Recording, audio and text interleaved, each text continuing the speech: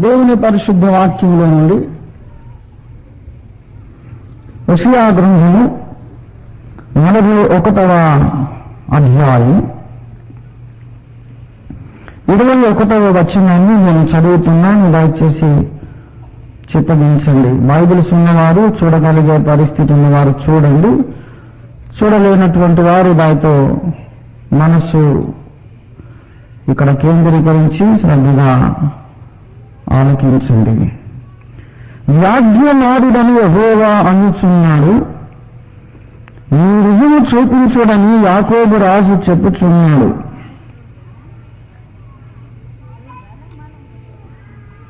దయచేసి చిన్న మాట ప్రార్థించేద్దాం. ప్రేమ కలిగిన మా మహాపరిశుద్ధ పరమ తండ్రి, మీరే సర్వ విశ్వానికి గురువై ఉన్నావని ప్రభువా మీరు ఈ సాయంత్రం వేళ జ్ఞాపకం చేసుకుంటున్నాం.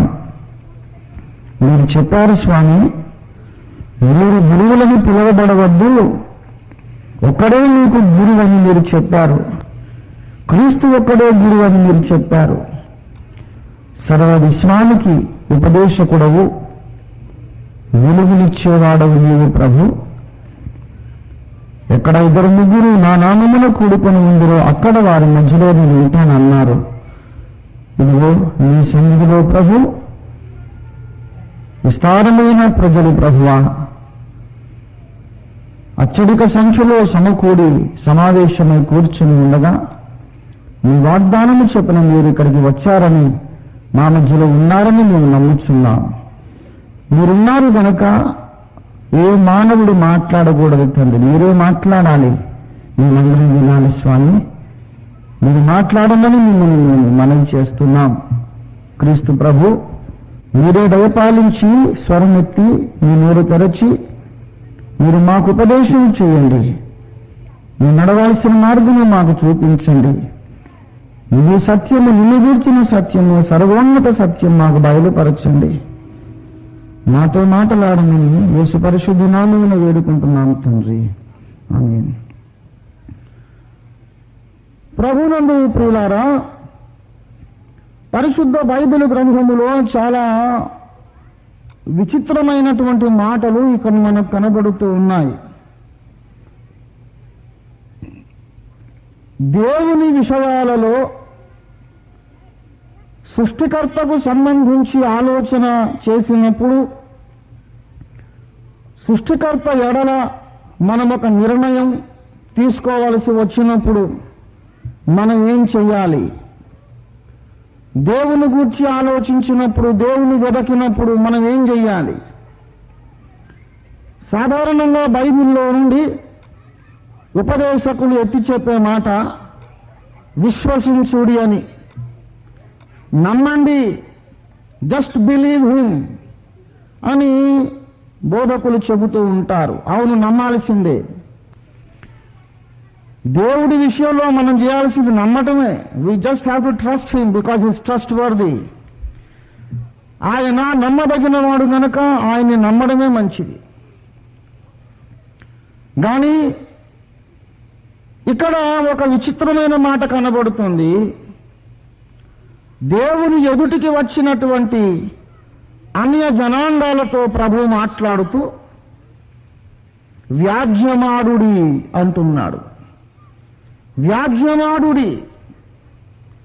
26వ వచనములో ఆ వాదము న్యాయమని మేము అనున్నట్లు తెలియజెప్పిన వాడెవడు అని సవాలు చేస్తూ ఉన్నాడు.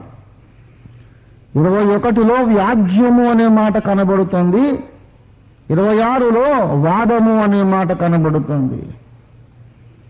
రండి మనం వాదిస్తామని ప్రభు పిలుస్తూ ఉన్నాడు. ఆ సర్వలోక సృష్టికర్త మనుషులను పిలుస్తున్నాడు. రండి మనం వాదన చేద్దాం, రండి మనం ఆర్గ్యుమెంట్ చేద్దాం, తర్కం చేద్దాం. వాదము, తర్కము, పరిశోధన చేద్దాం రండి. నన్ను నమ్మండి అని చెప్పాల్సిన దేవుడు వాదమాడదాం రండి అని పిలుస్తున్నాడు ఏమిటి? వ్యాజ్యం ఆడదాం రండి అని పిలుస్తున్నాడు ఏమిటి? ఎందుకు ఇలా పిలవలసి వచ్చిందంటే ప్రజలు దేవునిని నమ్మలేని స్థితిలో పడిపోయారు. అసలు దేవుడు ఉన్నాడా అనే ప్రశ్న ఒకటి. ఒకవేళ ఉంటే సమాజంలో ఇంత అన్యాయము అక్రమము ఎందుకు కొనసాగుతుంది? అది ఇంకో ప్రశ్న. సరే, ఏదో ఒక కారణాన్ని బట్టి దేవుడు ఈ సాంఘిక అసమానతలు అనుమతించాడు అనుకుంటే, ఉన్నాడు దేవుడు ఉన్నాడు అనుకుంటే, మరి ఏ దేవుడు నిజమైన దేవుడు? ఈ పరిస్థితులన్నీ మనుషుల మనసులను కలవరంలోకి నెట్టేశాయి. అసలు దేవుణ్ణి నమ్మాలంటే నమ్ముతాం, అసలు ఎవరిని నమ్మాలి? ఏ దేవుణ్ణి నమ్మాలి? ఎందుకు నమ్మాలి? ఇవన్నీ ప్రశ్నలు ప్రియులారా.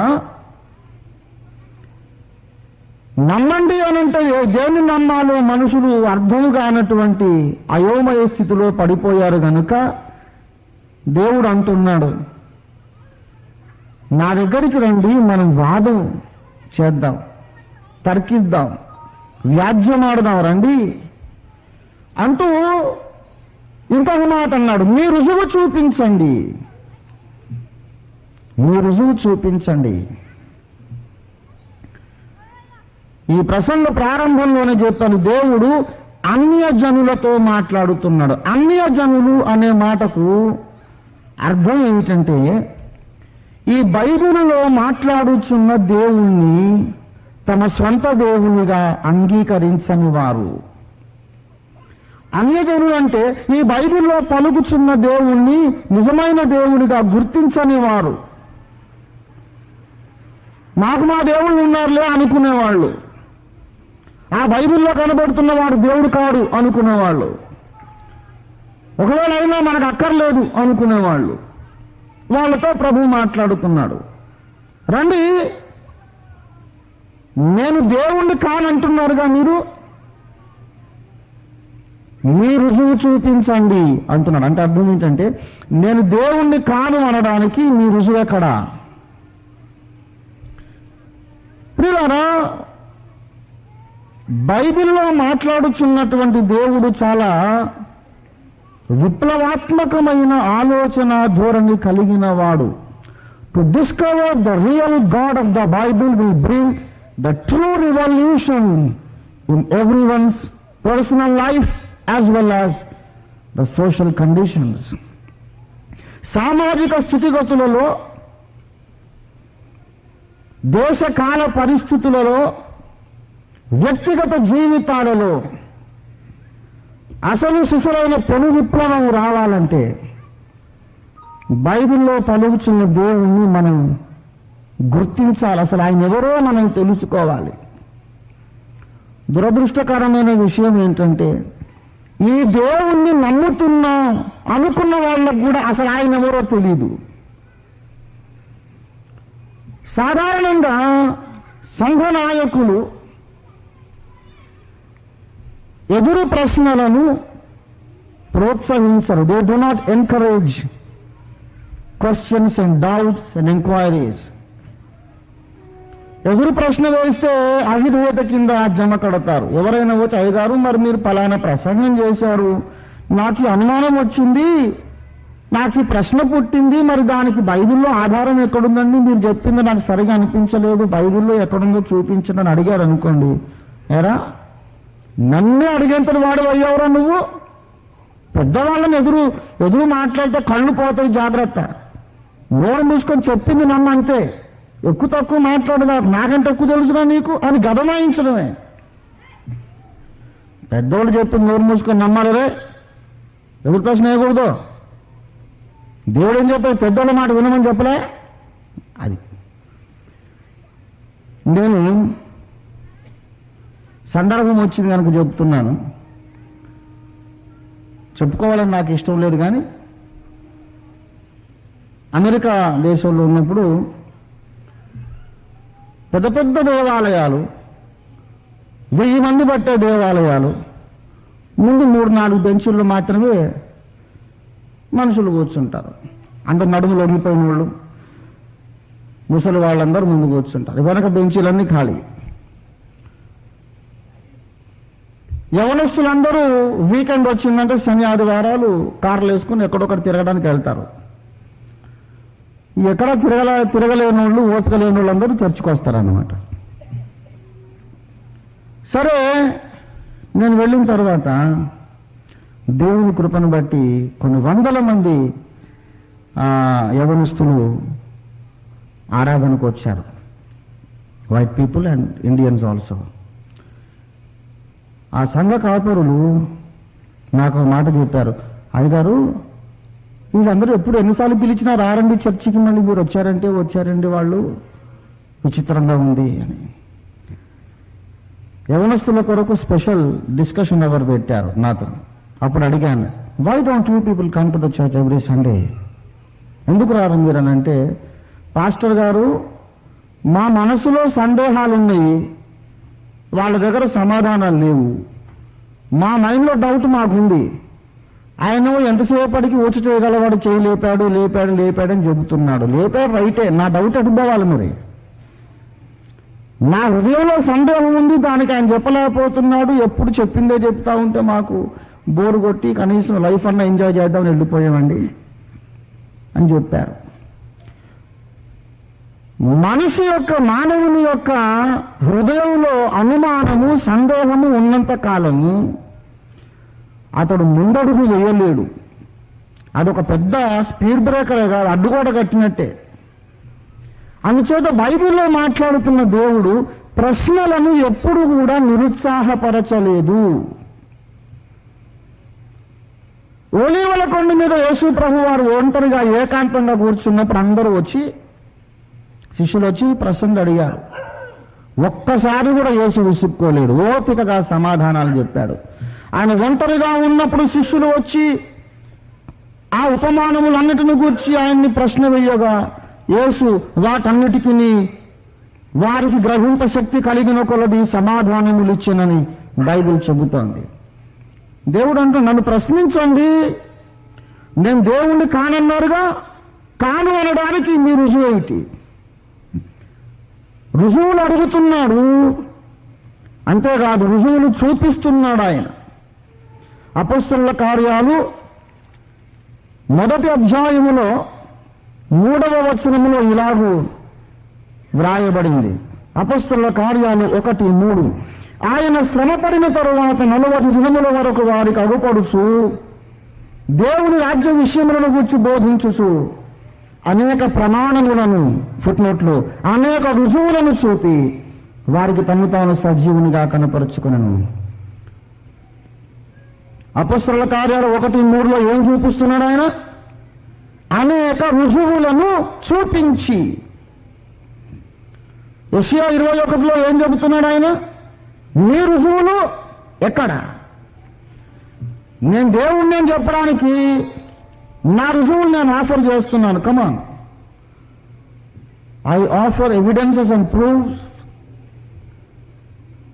proofs so that you will be convinced that I am the true God. In order to convince you, I have enough proofs. నేను కాదు, దేవుణ్ణి కాదంటానికి మీ దగ్గర ఏమి రుజువులు ఉన్నాయి? ఎంత న్యాయంగా మాట్లాడుతున్నాడో మీరు చూస్తున్నారా? ఎవర్రా మీరు? నన్ను అడుగుతారా? కాల్చి పారేస్తాను ఒక్కొక్కండి. నేను సర్వశక్తులు దేవుణ్ణి అయితే దురుపేషం చేస్తారా మీరు అని చికాకు పడ్డం లేదు ఆయన. నేను దేవుణ్ణి కాదంటారా? ఎందుకు గానో చెప్పండి. నేను దేవుణ్ణి ఎందుకు అవునో నేను చెబుతాను. ఆ రుజువుల్లోకి తర్వాత వెళదాం. కానీ ఇక్కడ ఒక బేసిక్ ఫ్యాక్ట్ ఒకటి మనం నేర్చుకున్నాం. ఏంటంటే, దేవునిని గూర్చినటువంటి మన విశ్వాసము గుడ్డి విశ్వాసముగా ఉండుట దేవునికి ఇష్టము లేదు. మనం దేవుణ్ణి నమ్మాల్సిందే కానీ గుడ్డిగా నమ్మొద్దు. మన నమ్మకము కొన్ని రుజువుల మీద ఆధారపడి ఉండాలి. నమ్మినా నమ్మకపోయినా దానికి ఆధారం నువ్వు చూపగలగాలి. నమ్మడం లేదా? ఎందుకు నమ్మడం లేదో ఆధారం చూపించు. దేవుణ్ణి నమ్ముతున్నావా, ఎందుకు నమ్ముతున్నావా ఆధారం చూపించు. If you are not believing, you must know why you are not believing. And if you are a believer in God, you must know why you believe him. ఏదో మా తాతలు నమ్మారు కాబట్టి నేను నమ్మానంటే కుదరదు. మీ తాత ఎడ్ల బండి మీద పోయాడు, నువ్వు ఎందుకు వెళ్ళట్లేదు? మీ తాత గోచి పట్టుకున్నాడు, నువ్వు ఎందుకు ప్యాంట్ వేసుకుంటున్నావు? తాతలు ఏదో చేశారు, మేము చేస్తాడో కుదరదు. నీకంటూ నీకు ఒక కారణం ఉండాలి. ఎంత విప్లవాత్మకమైన తలంపు చూశారా? అందరూ చెబుతున్నారు దేవుణ్ణి నమ్మండి నమ్మండి నమ్మండి అని. కానీ దేవుడు ఏం చెబుతున్నాడంటే నమ్మండి రా మాకు, కానీ గుడ్డిగా నమ్మొద్దు. I want to believe in me but not a blind faith. I want you to believe me but not blindly. You must know why you believe me. You must know it. ఆ reason, కారణం నీకు తెలియాలి. రుజువు దేవుని బిడ్డలారా, రుజువులు అడిగేసరికి దానికి అర్థం ఏంటంటే ఇప్పుడు నువ్వు చెబుతున్నది సత్యం అనడానికి రుజువేంటి, నువ్వు చెబుతున్న మాటకు ఆధారం ఏంటి అని అడుగుతున్నామన్నమాట. ఇక దానికి అంతులేని పరిశోధన. దేవుడు ఉన్నాడు అనడానికి రుజువేంటి? దేవుడు ఉన్నాడన్నాక మళ్ళీ ఇంతమంది దేవుళ్ళు ఎందుకు వచ్చారు? ఏది చెప్పినా దానికి రుజువులు ఉన్నాయా? దర్యాప్తు చేసి నేను కూడా ఆ సంగతిని కనుక్కోవచ్చా? ఆధారములు ఎక్కడున్నాయి? దానికి లాజికల్ రీజన్స్ ఉండాలి, సైంటిఫిక్ రీజన్స్ ఉండాలి. ఇవన్నీ కలిసి ఒక మనిషి జీవితకాలమే తెల్లారిపోతుంది. దేవుని బిడ్డలారా, ఇప్పుడు ఒక్కొక్కరు వెదకాలంటే కష్టం, కానీ నేను తెలుసుకున్న విషయాలు మీ ముందు ఉంచుతాను. ఒకవేళ క్రీస్తు నుండి విశ్వాసం ఉంచని వారైతే వారికి కూడా ఈ వర్తమానం ఉపకరిస్తుంది అనుకుంటున్నాను. ఇదివరకే నమ్మిన వారైతే కూడా వారి విశ్వాసం బలపడుతుందని నేను ఆశిస్తూ ఉన్నాను. దేవుని బిడ్డలారా, గత రాత్రి నేనొక అంశాన్ని ప్రారంభించాను. దేవుడు ఒకడే అయి ఉన్నప్పుడు ఇంతమంది దేవతలు ఎందుకు, ఎలా పుట్టుకొచ్చారు? నేను ఇంతవరకు చెప్పినంత ఉపోద్ఘాతమే. అది మీరు గుర్తుంచుకున్నా మర్చిపోయినా పర్వాలేదు, ఇప్పటి నుంచి జ్ఞాపకం పెట్టుకోండి. అదంతా నువ్వు చెప్పాల్సి వచ్చిందంటే, క్రీస్తుని గురించి మాట్లాడేటప్పుడు నేను తార్కికంగా మాట్లాడుతున్నాను. ఆ పొజిషన్ జస్టిఫై చేయడానికి ఈ మాటలు చెప్పాను నేను. ఏదో గుడ్డిగా యేసు దేవుడు నమ్మనంటే ఎందుకు నమ్ముతాం, మేము కాదంటాం అంతే అనే తరం ఇది. అసలే ఈ మట్టి విప్లవాల గడ్డ. ఇది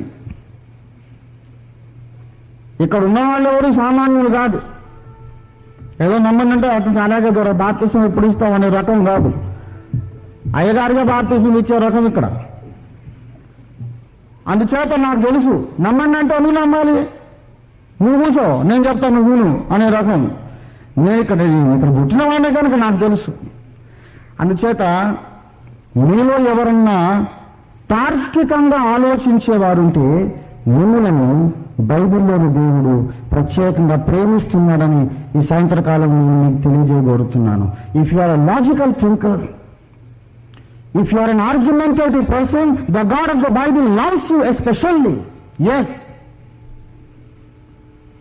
వాదించే రకం నువ్వైతే ఈ బైబిల్లోని దేవుడు నిన్ను ఎక్కువ ఇష్టపడతాడు. గుడ్డిగా నమ్మేవాడి కంటే తర్కించి నమ్మేవాడిని ప్రభు ఎక్కువ ఇష్టపడతాడు. ఆయనే పిలిచాడు కదా, వ్యాజ్యమాడుడి అన్నాడుగా. వ్యాజ్యమాడండి, మీ రుజువులు చూపించండి, నా రుజువుగా చూడండి అంటున్నాడు ఆయన. కనుక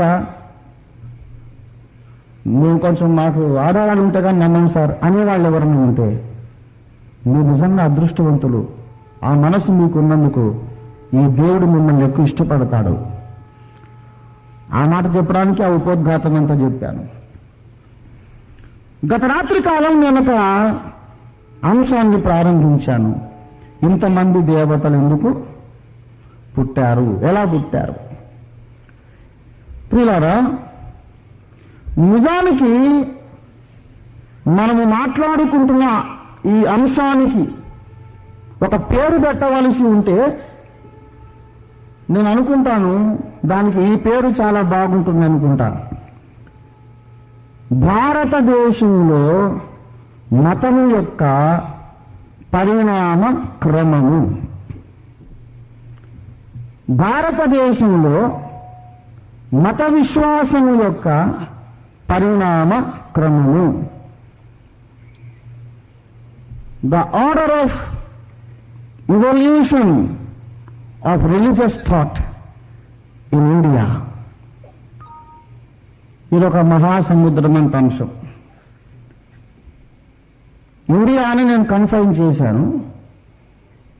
ప్రపంచంలో దేవుని గూర్చిన వేదాంత ధోరణుల యొక్క పరిణామ క్రమము అనే అంశం ఎత్తుకుంటే మన బతికే సరిపోదు.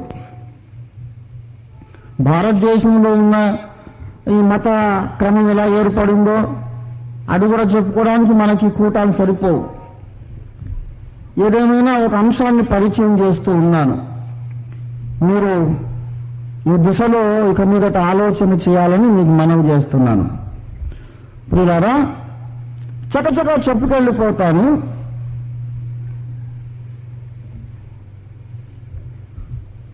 మానవ జాతి యొక్క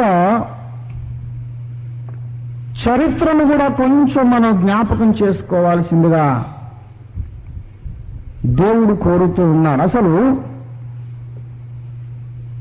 మానవ జాతి ఎక్కడ, ఎలా ప్రారంభమైంది? భారత జాతి ఎక్కడి నుంచి పుట్టింది? ఎలాగ అసలు మన మన మన దేశ చరిత్ర ప్రారంభం ఎక్కడ? అవన్నీ మనము ఆలోచన చేస్తే ఒకటి మాత్రం నేను మీకు చెప్పగలను. బైబిలులో కనబడుతున్న యేసునాథుడు అద్వితీయ సత్యదేవుడని తప్పక నువ్వు నన్ను తీరుతావు. తెలియనప్పుడు అన్ని ప్రశ్నలే, తెలిస్తే మాత్రం ఇది అనుమానం ఉండదు. యేసే ఏకైక మార్గమని నువ్వు నమ్మగలుగుతావు.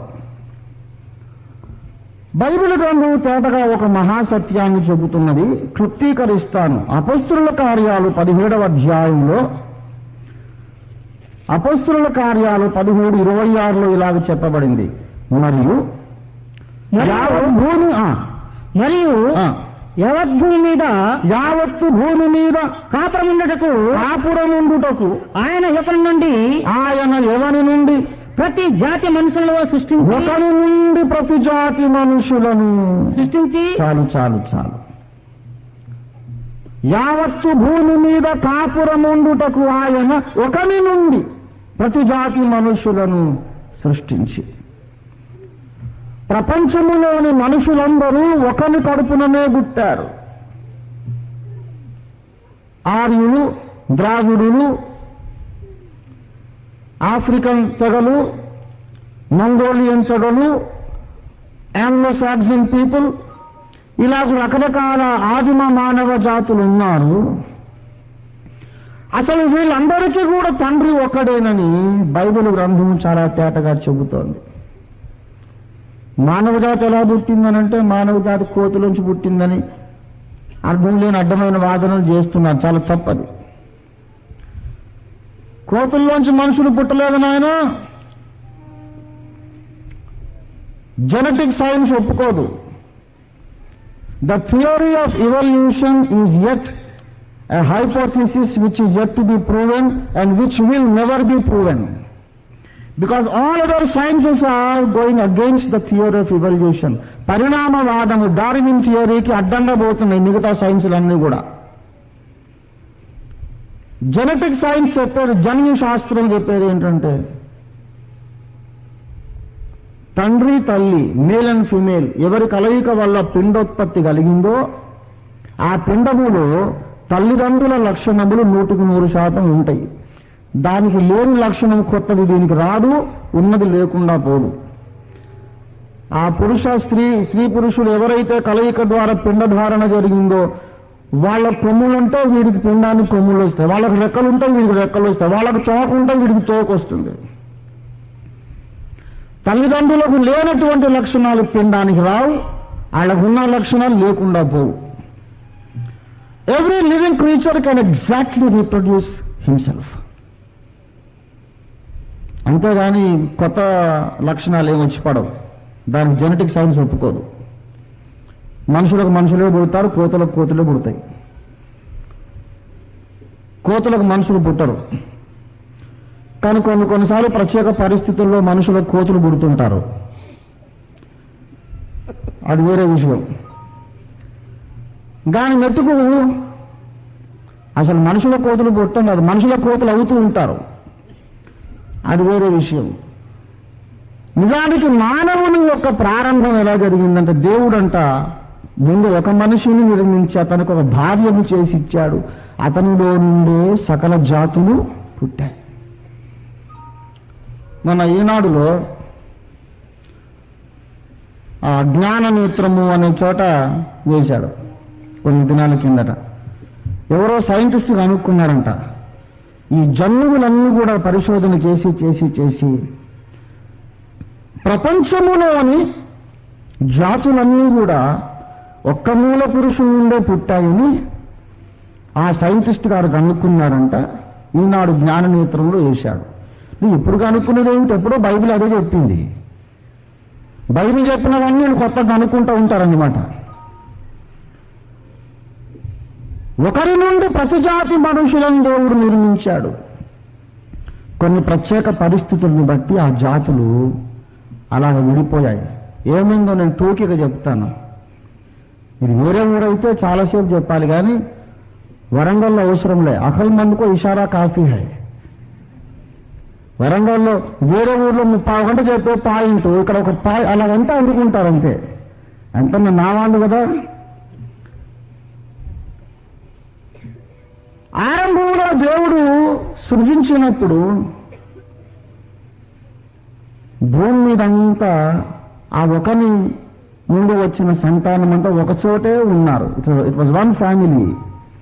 ఆదికాండము 11:1 చెప్పాడు, భూమి అందంతటా ఒక్క భాషయు ఒక్క పలుకును ఉండేను.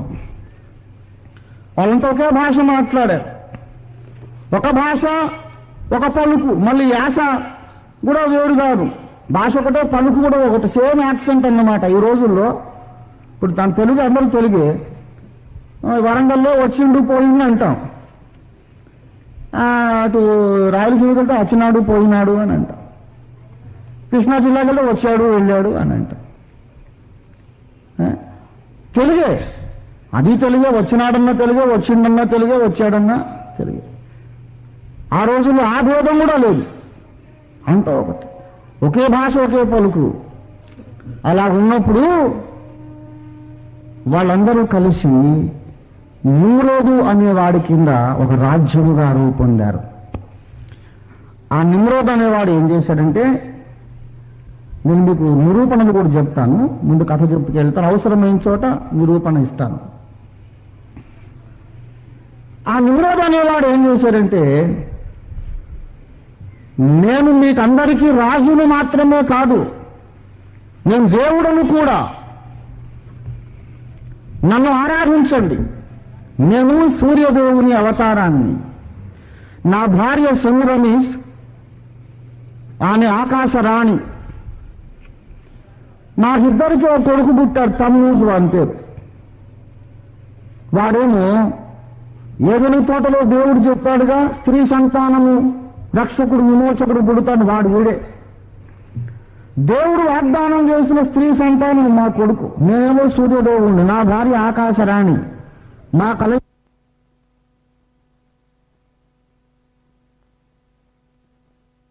వాగ్దానం చేసిన స్త్రీ సంతానం మా కొడుకు, నేనేమో సూర్యదేవుణ్ణి, నా భార్య ఆకాశరాణి, మా కలయిక ద్వారా పుట్టినటువంటి వీడే మీకందరికీ విమోచకుడు, మమ్మల్ని ఆరాధించండి అని డిమాండ్ చేశాడు. ఎవడైనా ఆరాధించకపోతే వాడిని అడ్డంగా నరికేస్తానన్నాడు. ఇప్పుడు వాడిని ఆరాధిస్తున్నారు, సృష్టికర్తను మర్చిపోయారు, వీడిని ఆరాధిస్తున్నారు. అప్పుడు దేవుడు దిగి వచ్చి చూశాడు పరిస్థితి. సత్యదేవుడు ఎవరని ఒక్కడు కూడా ఆలోచించట్లే, అందరూ వాడిని ఆరాధిస్తున్నారు. దేవుడి ముందు రెండు చాయిసెస్, రెండు మరి అవకాశాలు ఉన్నాయి. కోపగించుకొని అగ్నిని కురిపించి జాతి జాతి అంతటిని భస్మం చేయవచ్చు. అలా చేస్తే మరి నేను వాగ్దానం చేశానుగా, రక్షకుడు పుడతాడని చెప్పాను కదా, మరి నా మాట ఏం కావాలి? రక్షకుడు పుట్టాలంటే ఇప్పుడే పుట్టాను కుదరదు, కాలం సంపూర్ణం కావాలి. కాలం సంపూర్ణమైనప్పుడు నా కుమారుణ్ణి పంపుతాను. మరి ఇప్పుడు కాలం సంపూర్ణం కాలేదే. కాలం సంపూర్ణమయ్యేదాకా, రక్షకుడు పుట్టేదాకా ఈ మానవ జాతి బ్రతికుండాలంటే ఇప్పుడు ఈ నిమ్రోధి మతం ఉంటే మాత్రం వాడు బతకడం కష్టం. మరి ఎలాగా? అందుకని దేవుడు ఇంకొక మార్గం ఎన్నుకున్నాడు. వీళ్ళు ఏకజాతిగా ఉంటే ఆ నిమ్రోధిగాన్ని ఆరాధిస్తుంటారు. అందుచేత వీళ్ళు ఈ మతమును చిన్నాభిన్నం చేయడానికి సత్యదేవుడు భాషలు తారుమారు చేశారు. అందుకే ఒక భాషలో నుండి అన్ని భాషలు పుట్టాయి కనుక దాదాపు అన్ని భాషలలో కూడా దాదాపు కొన్ని మాటలు పోలిక ఇంకా కొనసాగుతూ ఉంది. ఉర్దూలో బెహత్తర్ అంటాం, ఇంగ్లీష్లో బెటర్. మనస్సు, మన్, ఇంగ్లీష్లో మైండ్ అంటాం. హృది సంస్కృతం, హార్ట్ ఇంగ్లీష్. ఎందుకు ఆ హ, ర, ట అనే అక్షరం అదే శబ్దాలు. అలాగే వందల కొద్ది లింగ్విస్టిక్ స్టడీ మీరు చేస్తే ఇప్పుడు ఏదైనా ఒక చదువు ఫుల్గా చదవండి, మీకు యేసు దొరుకుతాడు. అది నేను చెప్తున్నాను. ఏదైనా ఒక చదువు ఫుల్గా చదవాలి. చరిత్రన్నా పూర్తిగా అధ్యయనం చేయండి, ఫిజికల్ సైన్సెస్ అన్నా అధ్యయనం చేయండి, లేకపోతే ఖగోళ శాస్త్రం, పురాతత్వ శాస్త్రం ఏదన్నా ఒకటి తుదముట్ట చదివితే అవతల మీకు యేసు దొరుకుతాడు. అసలు ఏది చదవని మా తాత నమ్మాడు, మేము ఇదే నమ్ముతామంటే నా దేవుడు కూడా రక్షించలేడు. తాత నమ్మడం ఏంటి? అది అజ్ఞాన కాలం. ఇప్పుడు నీకు ఇంత విజ్ఞానం వచ్చి ఇంత తాత నమ్మకాలు ఏంటి? నీ సొంత పరిశోధన నీకు ఉండాలి. అది ఈ సభల్లో ఒకడైనా పరిశోధకుడుగా తయారైతే నా యొక్క జీవిత ధ్యేయం నెరవేరినట్టే. నేను చెప్పింది నమ్మడం కాదు, అసలు ఇది ఎంతవరకు రైటో చూద్దాం అనే పరిశోధనకు పూనుకున్నా చాలు, నేను గెలిచినట్టే. ఎందుకంటే పరిశోధకుడికి తప్పకుండా సత్యం దొరుకుతుంది. నాకు అలాగే దొరికింది. మరి చూడారా,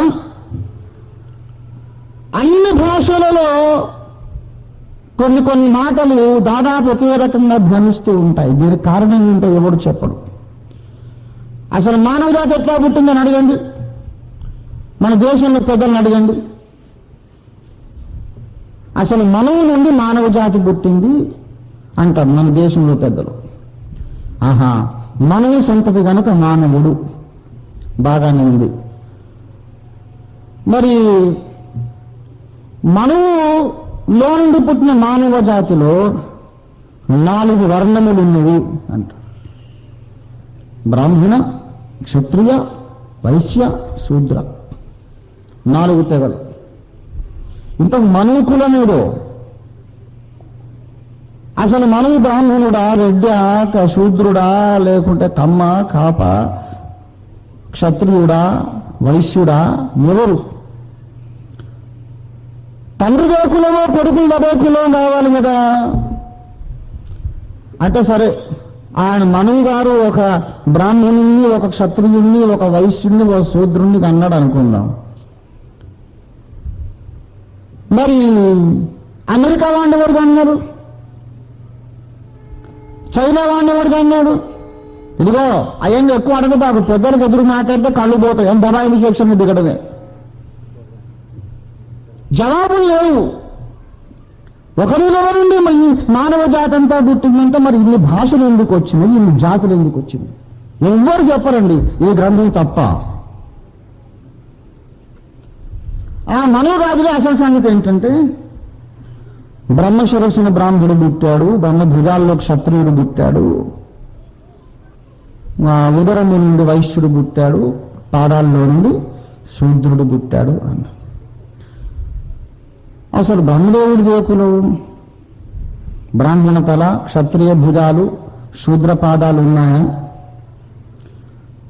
ఒక శరీరం నుంచి పుడితే మరి అందరికీ కులం రావాలిగా.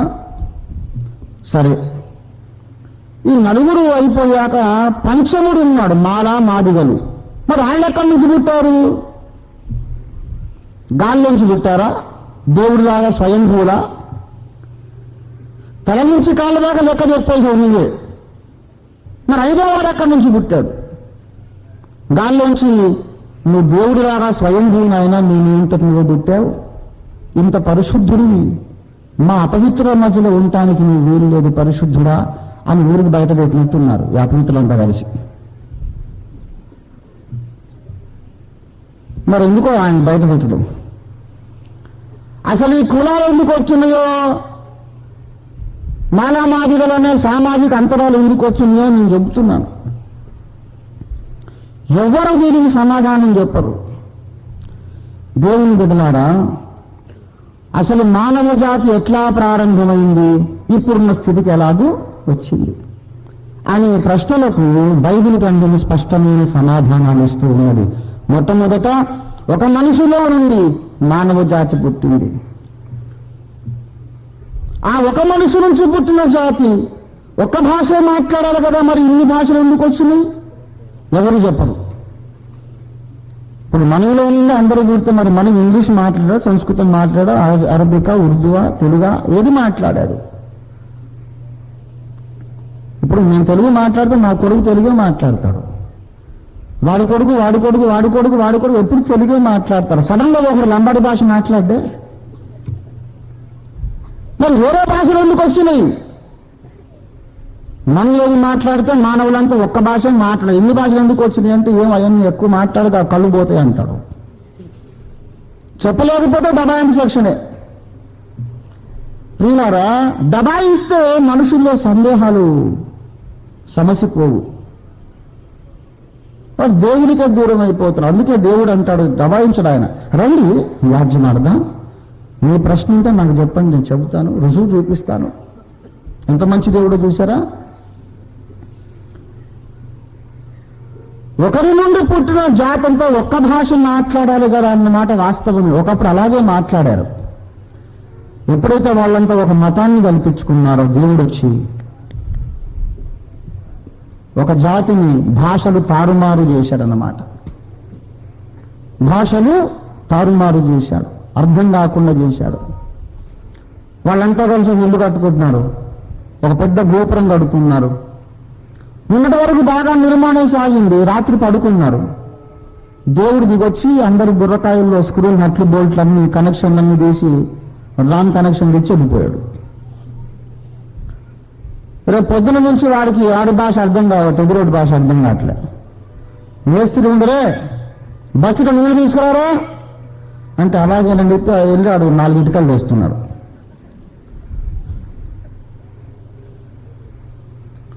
ఇటుకలు దేవరా అంటే వాడు పోయి మట్టి వేస్తున్నాడు. మట్టి దేవరా అంటే తీసుకొచ్చి కట్టలు వేస్తున్నాడు. కర్ర పట్టుకొస్తావేంట్రా అని కోపడితే ఇంకోటి వెళ్ళేవో ఇంకోటి తెస్తున్నాడు. ఆఖరికి లేక లేక ఒకడు ఎవడో మట్టి తీసుకురమ్మంటే ఖచ్చితంగా మట్టి లేదు, వీరి భాష వాడి. అబ్బా చాలా థ్యాంక్స్ రా, వీళ్ళందరూ నన్ను సతాయించుకొని చంపారు, వాడు ఒకటి తిన్నంత ఇంకోటి ఒక్కడు అర్థం చేసుకున్నా, చాలా థ్యాంక్స్ రా భయ్య అంటే, ఏంద్రా నన్ను థ్యాంక్స్ అంటావురా? ఎవరా థ్యాంక్స్ అంటే వాని భాషలో థ్యాంక్స్ అంటే చెడ్డమాట. ఎవరు నీ థ్యాంక్స్, నీ అబ్బ థ్యాంక్స్ రా అని తన్నుకున్నారు. అరే జుట్టు వీక్కొని ఏమిటో ఎవరు దాన్ని అర్థం చేసుకోవట్లేదు బాధపడి అందరు తన్నుకు చేస్తే నిమ్రోడు వచ్చాడు. నిమ్రోడు, ఏంట్రా తన్నుకుంటున్నారు, పిచ్చి వేసాలే, గోపురం కట్టండి అంటున్నాడు. నోరు మూసుకోరా, వీడియో బట్టి మాసికంతా వచ్చి చంపి పాడేస్తామని వాడి మీద తిరుగుబాటు చేశాడు. ఆఖరికి కకావికలై చెల్లా చెదురైపోయారు. అలా చెల్లా చెదురైపోయిన వాళ్ళు వినండి బాగా.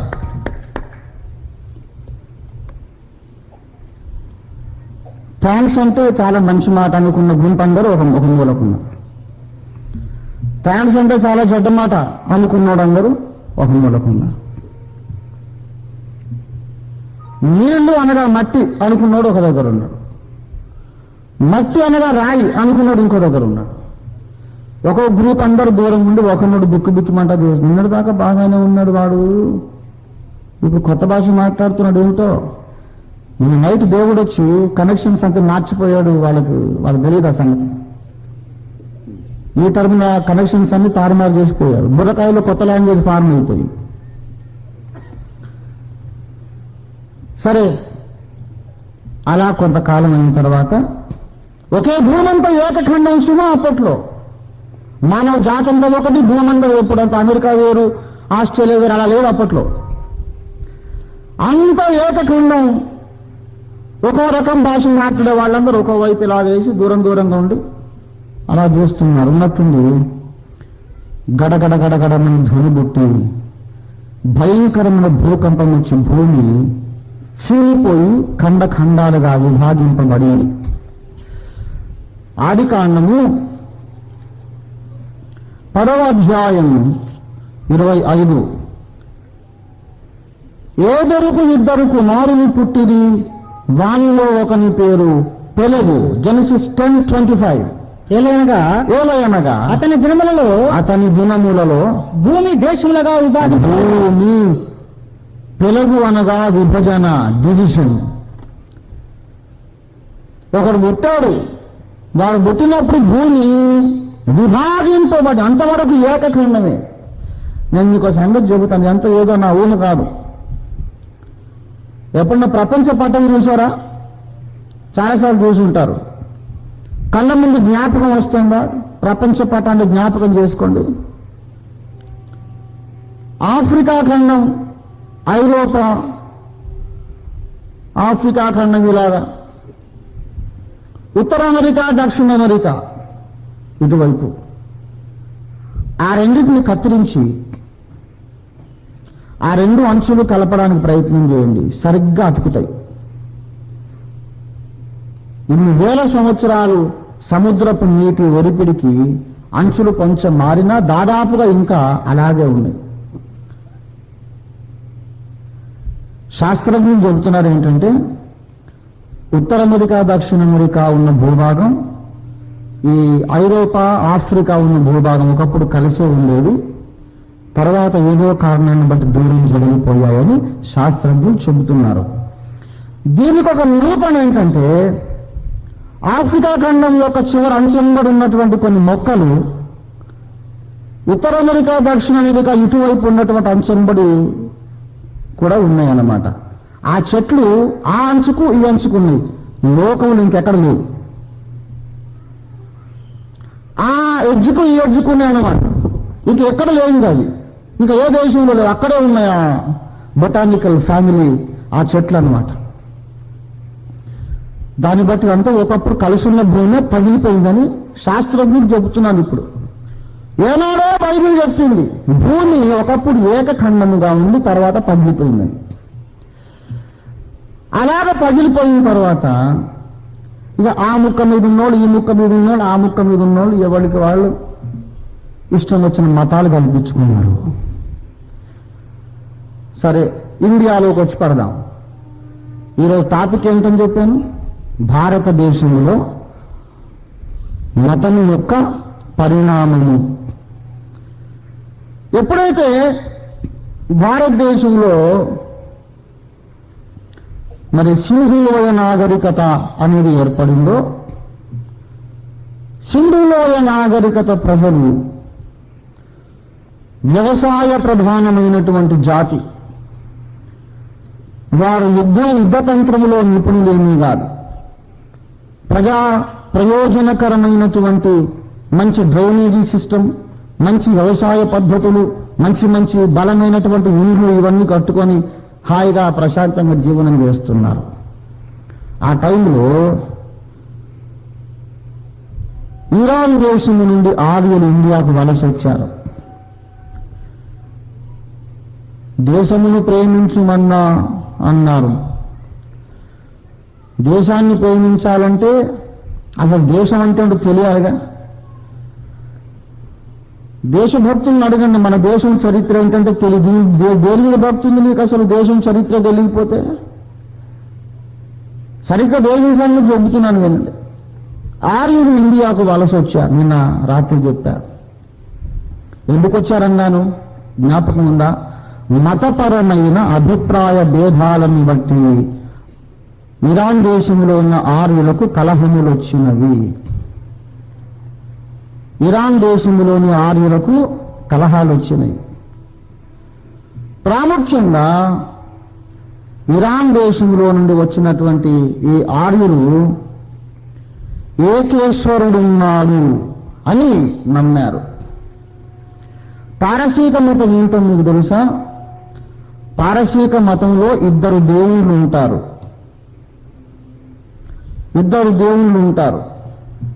ఒకడు మంచి దేవుడు, ఒకడు చెడ్డ దేవుడు. ఈ లోకంలో మంచి వాటన్నిటినీ మంచి దేవుడు సృష్టించాడు, చెడ్డ వాటన్నిటినీ చెడ్డ దేవుడు సృష్టించాడు. అది వాళ్ళ మతం.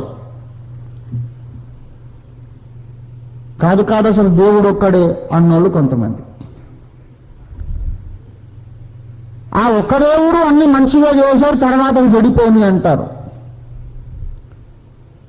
సరే, ఆ మంచి దేవుడి పేరేంటి అంటే వాడు ఆయన పేరు అసురుడు అంటారు. వాళ్ళు అసురుడు అంటే దుష్టుడు. దేవుని అసురుడు అనకూడదని వీళ్ళు ఆ విభేదాలతో దెబ్బలాడుకొని విడిపోయి ఎందుకులేమని ఇండియాకు వచ్చేశారు. ఇప్పుడు చెప్తా వినండి. ఇండియాకు వచ్చిన తర్వాత ఇండియాలో అంతవరకు సింధులోయ నాగరికత వీళ్ళందరూ ఏం చేస్తున్నారన్నాను? ప్రశాంతంగా జీవనం చేసే పద్ధతులను చూసుకుంటున్నారు. పెద్ద పెద్ద నగరాలు కట్టుకున్నారు. కానీ యుద్ధ తంత్రంలో వాళ్ళు ఏమి సాధన చేయలేదు. ఆయుధాలు లేవు. ఆర్యులు ఎప్పుడైతే ఇండియాకు వచ్చారో మత సంబంధమైన కారణాలతోనే కదా అక్కడి నుంచి కొట్లాడుకొని వచ్చేశారు. ఇండియాకు రాగానే ముందు ఆ ఉత్తర భారతదేశం అంతా ఆక్రమించుకొని తపస్సులు మొదలుపెట్టారు. అసలు దేవుడు ఎవరు, దేవుని గురించిన సత్యం ఏంటి, ఎందుకు మాకు ఇలాంటి విభేదాలు వచ్చాయి అని దేవుని గురించిన వేదాంత చింతన ప్రారంభించిన వారు ఆర్యులే ఇండియాలో. ఇదంతా జరిగింది ఎప్పుడు అంటే క్రీస్తుకు పూర్వం 2000 ఏళ్ల కిందట. నేను మీకు ఒక్క విషయం చెప్తాను. లక్షల సంవత్సరాల కిందట, కోట్ల సంవత్సరాల కిందట ఫలానా యుగం అనేదంతా ఒట్టిదే. Don't believe all those things. మానవ జాతి చరిత్ర 6000 ఏళ్ల కంటే ఎక్కువ లేదు. అదేంటండి మీరు ఇలా చెబుతారు, నిన్న మొన్నటి సంగతి అంతా చెబుతారు ఏంటి? అసలు మన దేశంలో బోళ్ళు కృతయుగము, త్రేతాయుగము, ద్వాపర యుగము, కలియుగము, యుగానికి కొన్ని లక్షల సంవత్సరాలు ఉన్నాయి. ఈ 4 యుగాలు అయితే ఒక మహాయుగము, మన్వంతరాలు, శతకోటి మన్వంతరాలు అయిపోయాయి. ఎన్నెన్నో అసలు ఈ నిత్యమైనటువంటి కోటాను కోట్ల ఏళ్ళ చరిత్ర ఉందండి మన దేశంలో. నువ్వేంటి 2000 ఏళ్ళు 3000 ఏళ్ళు అంటావేంటి అనేవాళ్ళు చాలా మంది ఉన్నారు. నాయనలారా, లక్షల ఏళ్ల సంగతి అంతా ఒట్టిదే. అసలు మానవ జాతి చరిత్ర 6000 ఏళ్లకు వెనక అసలు లేనే లేదు. నేను ఇంకో సంగతి చెప్తాను. పురాతత్వ శాస్త్రము అని ఒక శాస్త్రం ఉన్నది. భూమి తవ్వి ప్రాచీన కాలపు కట్టడాలు, వాటి రాళ్ళు, ఆ కలప, ఆ చెక్క, ఆ మట్టి పాత్రలు అవన్నీ పాతకాలం తవ్వి దాన్ని ప్రయోగశాలకు తీసుకొచ్చి రేడియో కార్బన్ డేటింగ్ సిస్టమ్ అని ఒక సిస్టమ్ ఉంది. ప్రతి పదార్థంలో కార్బన్ తప్పకుండా ఉంటుంది. దాని వయస్సు నిర్ధారణ చేయటానికి రేడియో కార్బన్ డేటింగ్ సిస్టమ్ అని ఆ సిస్టమ్ ప్రకారం పాత్రలన్నిటికీ ఆ కాలపు ఉపకరణాలకు డేటింగ్ చేస్తున్నారు. భూమి మొత్తం కుళ్ళబొడి చూశారు. మీకు తెలుసా, ప్రపంచ చరిత్రలో అత్యంత ప్రాచీనమైన నగరము, నాగరికత క్రీస్తుకు పూర్వం 3000 ఏళ్ల కంటే వెనక లేనే లేదు. There is no civilization on earth beyond 3000 years BC. అంటే ఇప్పటికి 5000 ఏళ్ళు. ఇప్పుడు మనం ఏ యుగంలో ఉన్నామని చెప్పుకుంటున్నారు? ఇది కలియుగం. దీనికంటే ముందు ద్వాపర యుగం. అంటే ఎన్ని లక్షల ఏళ్ళలో అనుకుంటున్నారు కదా. ఇటీవల ఒక పురాతత్వ శాస్త్ర పరిశోధకునికి ద్వాపర యుగం కాలం నాటి ద్వారకా నగరం దొరికిందని ఒక 2 నెలల కిందట ఈనాడు ఆదివారం మ్యాగజైన్లో వేశారు. రావు గారు, పురాతత్వ శాస్త్రజ్ఞుడు డాక్టర్ రావు గారని వేశారు. రేపు అది వీలైతే అది వెతుకుదామని. ద్వాపర యుగం కాలం నాటి ద్వారకా నగరం దొరికిందట. సరే, ఆ రాళ్ల వయసు ఎంతో తెలుసా? 5,000 ఏళ్ల కిందట అంటాడు. 7 లక్షలేళ్ళు ఎటుపోయింది మరి? లక్షల ఏళ్ళ సంవత్సరాలు అవన్నీ అతిశయోక్తులే. దేవుడు ఒకరి నుండి ప్రతి జాతి మనుషులను నిర్మించను. ఈ అన్ని జాతులకు మొదటి తండ్రి ఆదాముని దేవుడు చేసింది క్రీస్తుకు పూర్వం 4,000 ఏళ్ల క్రిందట. క్రీస్తుకు పూర్వం 4,000 ఏళ్ల కిందట మొట్టమొదటి మనిషిని దేవుడు చేశాడు ఈ గడ్డ మీద, భూమి మీద. ఇప్పటికి 6,000 ఏళ్ల కిందట.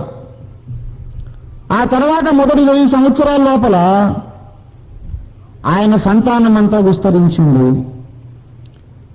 ఆ తర్వాత ఇంకొక 600 ఏళ్లలో నేను చెప్పానే బాబెలు గోపురం కథ, జాతుల విభజన జరిగి భాషల తారుమారై ఆ ఏక కుటుంబం ఇన్ని జాతులైంది. ఆది మానవుడు సృజింపబడ్డాక 1600 ఏళ్ళైన తర్వాత మానవ జాతి ఇట్లా విస్తరించింది. ఓన్లీ 1600 ఇయర్స్, అంటే ఇప్పటికి 4,400 కిందట.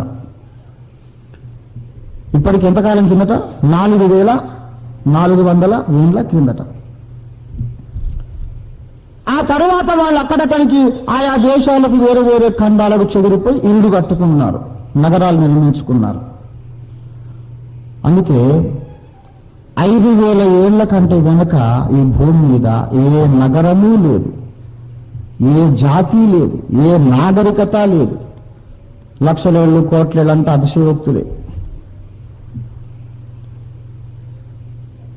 ఒకడు పుట్టాడు, ఏకజాతి వ్యాపించింది. దేవునికి ఇష్టం లేని అబద్ధ మతం పుట్టించుకున్నారు. దేవుని వచ్చి భాషలు తారుమారు చేశారు. వేరు వేరు గుంపులు విడిపోయారు. భూమి పగిలిపోయింది. ఖండాలు ఏర్పడ్డాక ఒక్కో ఖండంలో ఒక్కో జాతి విడిపోయారు.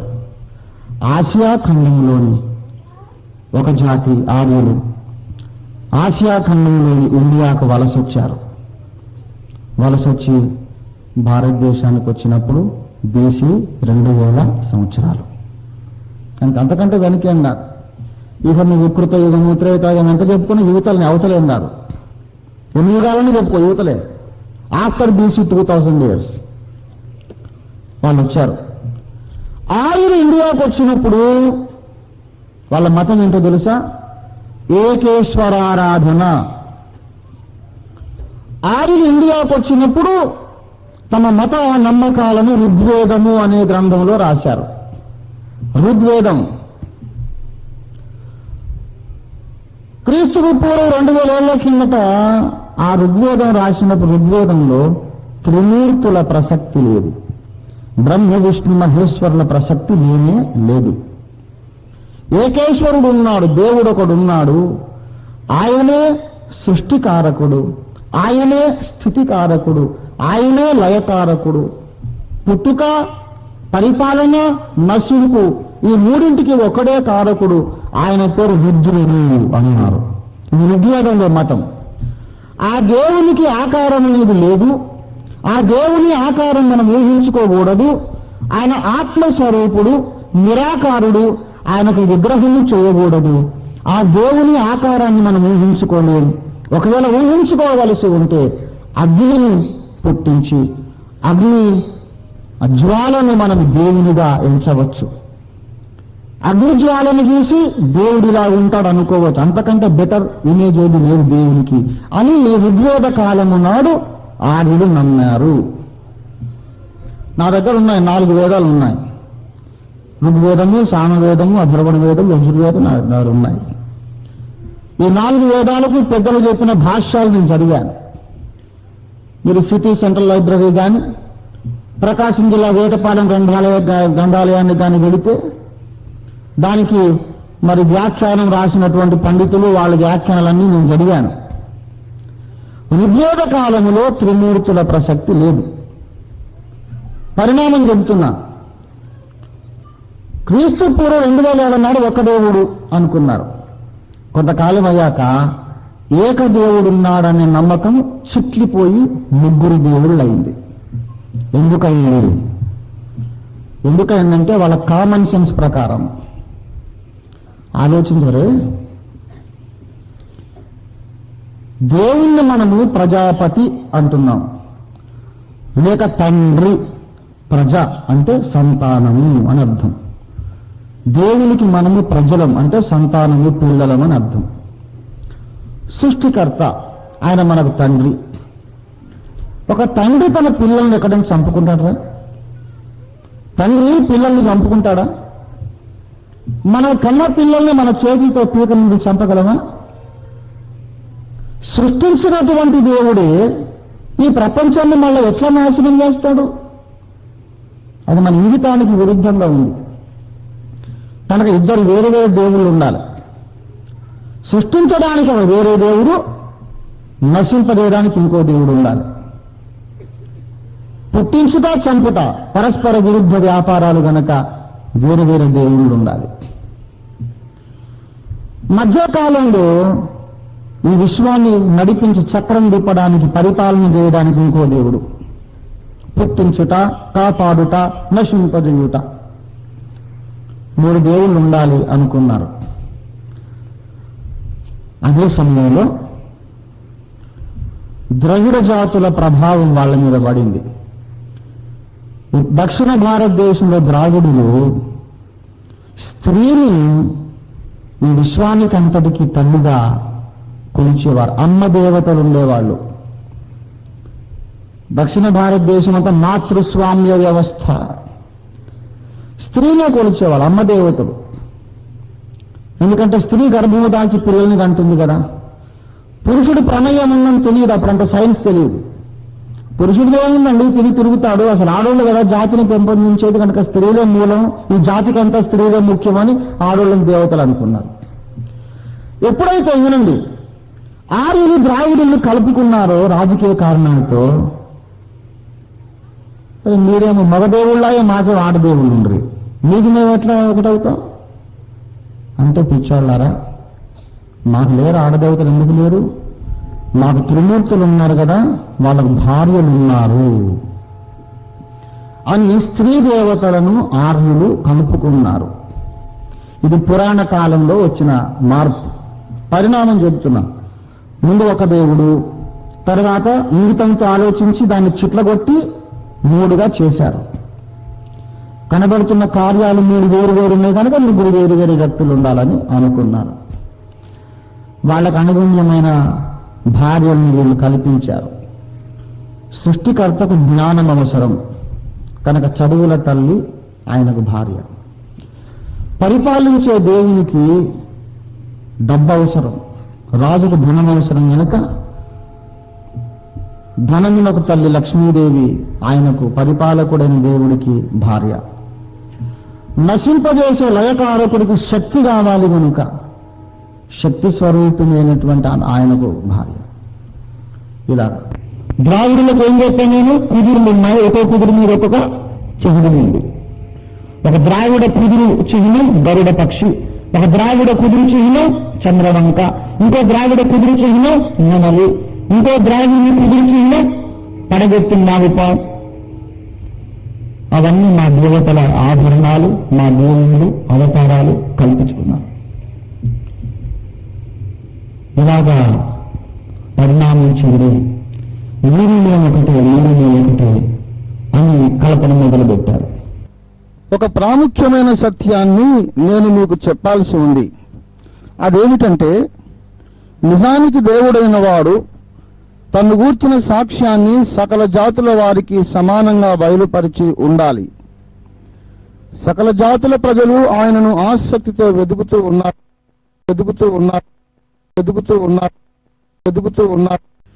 సకల జాతుల ప్రజలు ఆయనను ఆసక్తితో వెతుకుతూ ఉన్నారు గనుక నన్ను చేరే మార్గం ఇదిరా బాబు అని ఆయన అందరికీ చెప్పి ఉండాలి. వేల సంవత్సరాల క్రితము నుండి నన్ను చేరే మార్గం ఇదని ముందుగా చెప్పి ప్రకటించి నెరవేర్చిన దేవుడెవరో ఆయనను నేను సత్యదేవుడుగా అంగీకరిస్తాను. మీకేదైనా అభ్యంతరమా? నాకు నిన్న మొన్న పుట్టుకొచ్చిన దేవుళ్ళు వద్దండి. ఏదో రాజకీయ కారణాలను బట్టి, అజ్ఞానాన్ని బట్టి ఏదో ఇది దేవుడు అది దేవుడు అనుకోవడం కాదు నాకు కావలసింది. మానవ జాతి ప్రారంభము నుండి అన్ని జాతులతో సమానముగా మాట్లాడి నన్ను చేరే మార్గం ఇది అని తెలియజెప్పి దాన్ని నెరవేర్చి ఉండాలి. అలాంటి దేవుడు ఎక్కడన్నా ఉంటే తప్పకుండా మనం ఆయన నమ్మొచ్చు. చూడండి, ఏ తండ్రి అయినా నలుగురు పిల్లలు ఉన్నారనుకోండి, నలుగురు పిల్లలు ఒకడికి మాత్రమే తన వ్యాపార రహస్యాలన్నీ చెప్పురే, నువ్వు ఇలాగ చేసుకోరా కోటీశ్వరుడు అవుతావు పెద్దోడా, ఈ గుట్టు మాత్రం చిన్నోడికి చెప్పబాకు, వాడు అలా దివాళా తీసి ఉండాలి అని చెప్తాడా? దేవుడు అందరికీ దేవుడు కనుక అందరినీ ప్రేమించాలి, అందరితో మాట్లాడాలి, అందరికీ తన మార్గమును బయలుపరచాలి. అసలు ఒక మాట అడుగుతాను ఈ దశకొచ్చాక, ప్రాచీన కాలములో అన్ని జాతుల వారికి బయలుపరచబడిన మార్గం ఏది? That is my question, $1 million question. వింటున్నారా? ప్రాచీన కాలంలో మానవ జాతి ప్రారంభ దశలు, అప్పుడప్పుడే మానవ జాతులన్నీ రూపొంది వర్ధిల్లి విస్తరించి స్థిరపడుతున్న ఆ కాలంలో దేవుని చేరే మార్గం ఇది అని అందరికీ తెలిసిన మార్గం ఏదో తెలుసా? ఒకే ఒక్క మార్గం. అదేమిటంటే దేవుడు పరిశుద్ధుడు, మానవుడు సహజముగా పాపి గనుక ఈ పాపి అయిన మనుష్యుడు ఆ పరిశుద్ధ దేవుణ్ణి చేరడానికి ఒక అమాయక ప్రాణి రక్తము మన ప్రతినిధిగా చిందించబడాలి. రక్త ప్రోక్షణము లేకుండా దేవుణ్ణి మనము చేరలేము అని ప్రాచీన కాలపు మానవ జాతులందరూ నమ్మారు.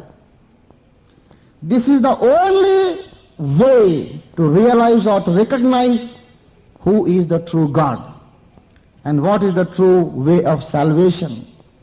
మిగిలిన ఏది చెప్పినా కూడా అట్ట నిలబడదు. అద్భుతం అనంటే మాకు జరిగింది అంటాడు, కళ అంటే దర్శనం మాకు వచ్చింది అంటాడు, మాకు ప్రవచనాలు ఉంటే మా దేవతలు పూనకం వచ్చి మాట్లాడుతుంది అంటాడు. దెర్ ఇస్ నో వే.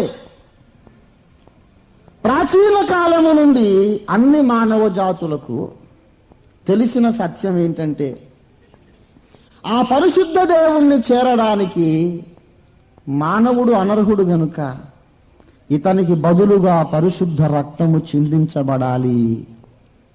దేవుని యొక్క శాసనమట. హెబ్రీ పత్రిక 9వ అధ్యాయము, హెబ్రీ పత్రిక 9వ అధ్యాయం 22వ వచనము నేను చదువుతున్నాను, గమనించండి. మరియు ధర్మశాస్త్ర ప్రకారము సమస్త వస్తువులు రక్తము చేత శుద్ధి చేయబడుననియు, రక్తము చిందింపకుండా పాప క్షమాపణ కలుగదనియు సామాన్యముగా చెప్పవచ్చును.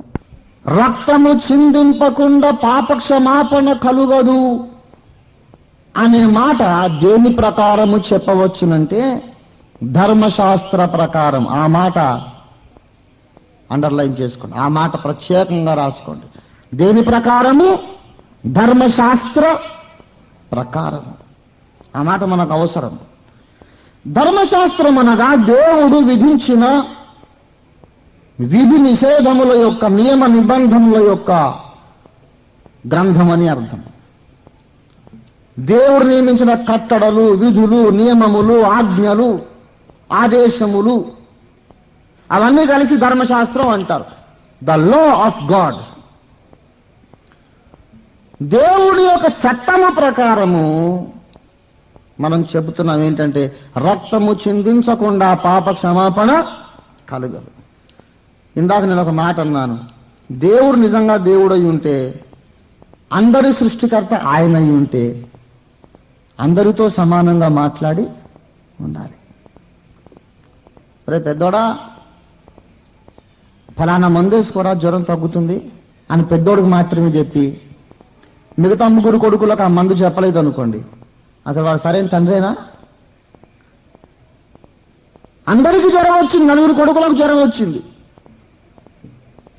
ఒకరికే చెప్పాడు మందు, గుట్టుగా నువ్వే వేసుకోరా ఈ మందు, మిగతా ముగ్గురు చెప్పాకు, అలాగే బాగా ముదిరి సావని, ఈ మందు నీకే అన్నాడు అనుకోండి, అసలు వీడు తండ్రేనా? నలుగురు కొడుకులకు జబ్బు చేసినప్పుడు తండ్రి దగ్గర మందు ఉన్నప్పుడు నలుగురికి కూడా సమానంగా ఆ మందు ఇవ్వాలి. మానవ జాతి నరకాగ్ని గుండానికి వెళ్ళిపోతోంది.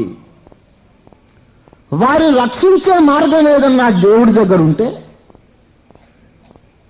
అది ఒకరికి ఇద్దరికి కాదు, సర్వ మానవ జాతులందరికీ ఆయన చెప్పి ఉండాలి. దేవుడే ఒక శాసనం చేశాడంట, రక్తము చిందింపకుండా పాప క్షమాపణ కలుగదు. ఒకవేళ రక్తము చిందింపకుండా పాప క్షమాపణ కలుగదన్న మాట వాస్తవమైతే అది అందరికీ తెలిసి ఉండాలి. మీ బైబిల్లో ఉంటాం కాదు, మా ఇండియాలో కూడా మరి అప్పుడు ఆరులకు తెలియాలి, ద్రావిడులకు తెలియాలి, చైనాలో ఉన్న వాళ్ళకి తెలియాలి, ఆఫ్రికాలో ఉన్న వాళ్ళకి తెలియాలి, అందరికీ తెలిసి ఉండాలయ్యా. అదే దేవుని శాసనమైతే అందరికీ తెలిసి ఉండాలి. తెలుసా? మరి అందరికీ తెలుసా? ఒకవేళ రక్త ప్రోక్షణము ద్వారా మాత్రమే పాపములు క్షమించబడును అనే మాట వాస్తవమైతే అందరికీ దేవుడు చెప్పున్నాడు కదా, అన్నావు కదా. ఒక మాట తెలుసుకో, నిజంగా దేవుడు అందరికీ చెప్పాడు, అందరికీ చెప్పాడు. ఎలా చెప్పాడు తెలుసా? కనబడి చెప్పడం కాదు, అసలు తల్లి గర్భములో పిండములుగా మనుషులు రూపించబడుచుండగానే ఈ ధర్మశాస్త్రాన్ని పట్టుకుపోయి వాళ్ళ గుండెల మీద రాసేశాడంట. రోమాపత్రిక 2వ అధ్యాయము 15వ వచనం. అట్టివారి మనస్సాక్షి కూడా సాక్ష్యం ఇచ్చుచుండగను, వారి తలంపులు ఒకదాని మీద ఒకటి తప్పు మోపుచు లేక తప్పు లేదని చెప్పుచుండగను ధర్మశాస్త్ర సారము తమ హృదయముల యందు వ్రాయబడినట్లు చూపుతున్నారు. అందరూ చెప్పండి మాట, మర్చిపోకూడని మాట, అందరూ దయచేసి చెప్పండి. ధర్మశాస్త్ర సారము వారి హృదయముల మీద వ్రాయబడి ఉన్నది. ఎక్కడ వ్రాయబడి ఉన్నది? హృదయముల మీద. ఏమి వ్రాయబడి ఉన్నది? ధర్మశాస్త్ర. The essence, the gist of the law. ధర్మశాస్త్రం యొక్క సారం నిమ్మకాయను కోసి పిండితే రసం వచ్చినట్టు. దేవుని ధర్మశాస్త్రాన్ని మొత్తం పిండామనుకో, పిండితే రసం దారుతుంది. ఆ రసము దేవుడు ఎవరి మీద రాశాడంట? మనుషుల హృదయాల మీద రాశాడు. వాళ్ళు ఆర్యులు కానీ, ద్రావిడులు కానీ, ఆంగ్లో సాక్సన్స్ కానీ, మంగోలియన్ తెగలు కానీ, సమస్త ప్రాచీన మానవ జాతులందరికీ ధర్మశాస్త్రపు సారం గుండెల మీద రాశాడు. సృష్టికర్త ఆయనేగా. వాళ్ళ అమ్మ కడుపులో మ్యానుఫ్యాక్చరింగ్ అయ్యేటప్పుడే ఆ గుండెకాయ మీద రాసేశాడు ధర్మశాస్త్రపు సారం. దేని సారం? ధర్మశాస్త్రపు సారం. ధర్మశాస్త్రము నియమించిన కట్టడ ఏమిటి? రక్తము చిందింపకుండా పాపక్షమాపణ కలుగదు. ఆ మాట రాసేశాడు. అందుకే ఆర్యులు ఋగ్వేద కాలంలో బలులు అర్పించారు. ఆర్యులు ఋగ్వేద కాలంలో బలులు అర్పించారు. ఏకేశ్వరారాధన. ఏకేశ్వరుడే సృష్టి స్థితి లయకారకుడు, దేవుడొక్కడే. ఆయనకు ఆకృతి లేదు, మనం ఊహించుకోకూడదు, విగ్రహం చేయకూడదు అని అప్పుడు అన్నారు, ఆర్యులు అన్నారు.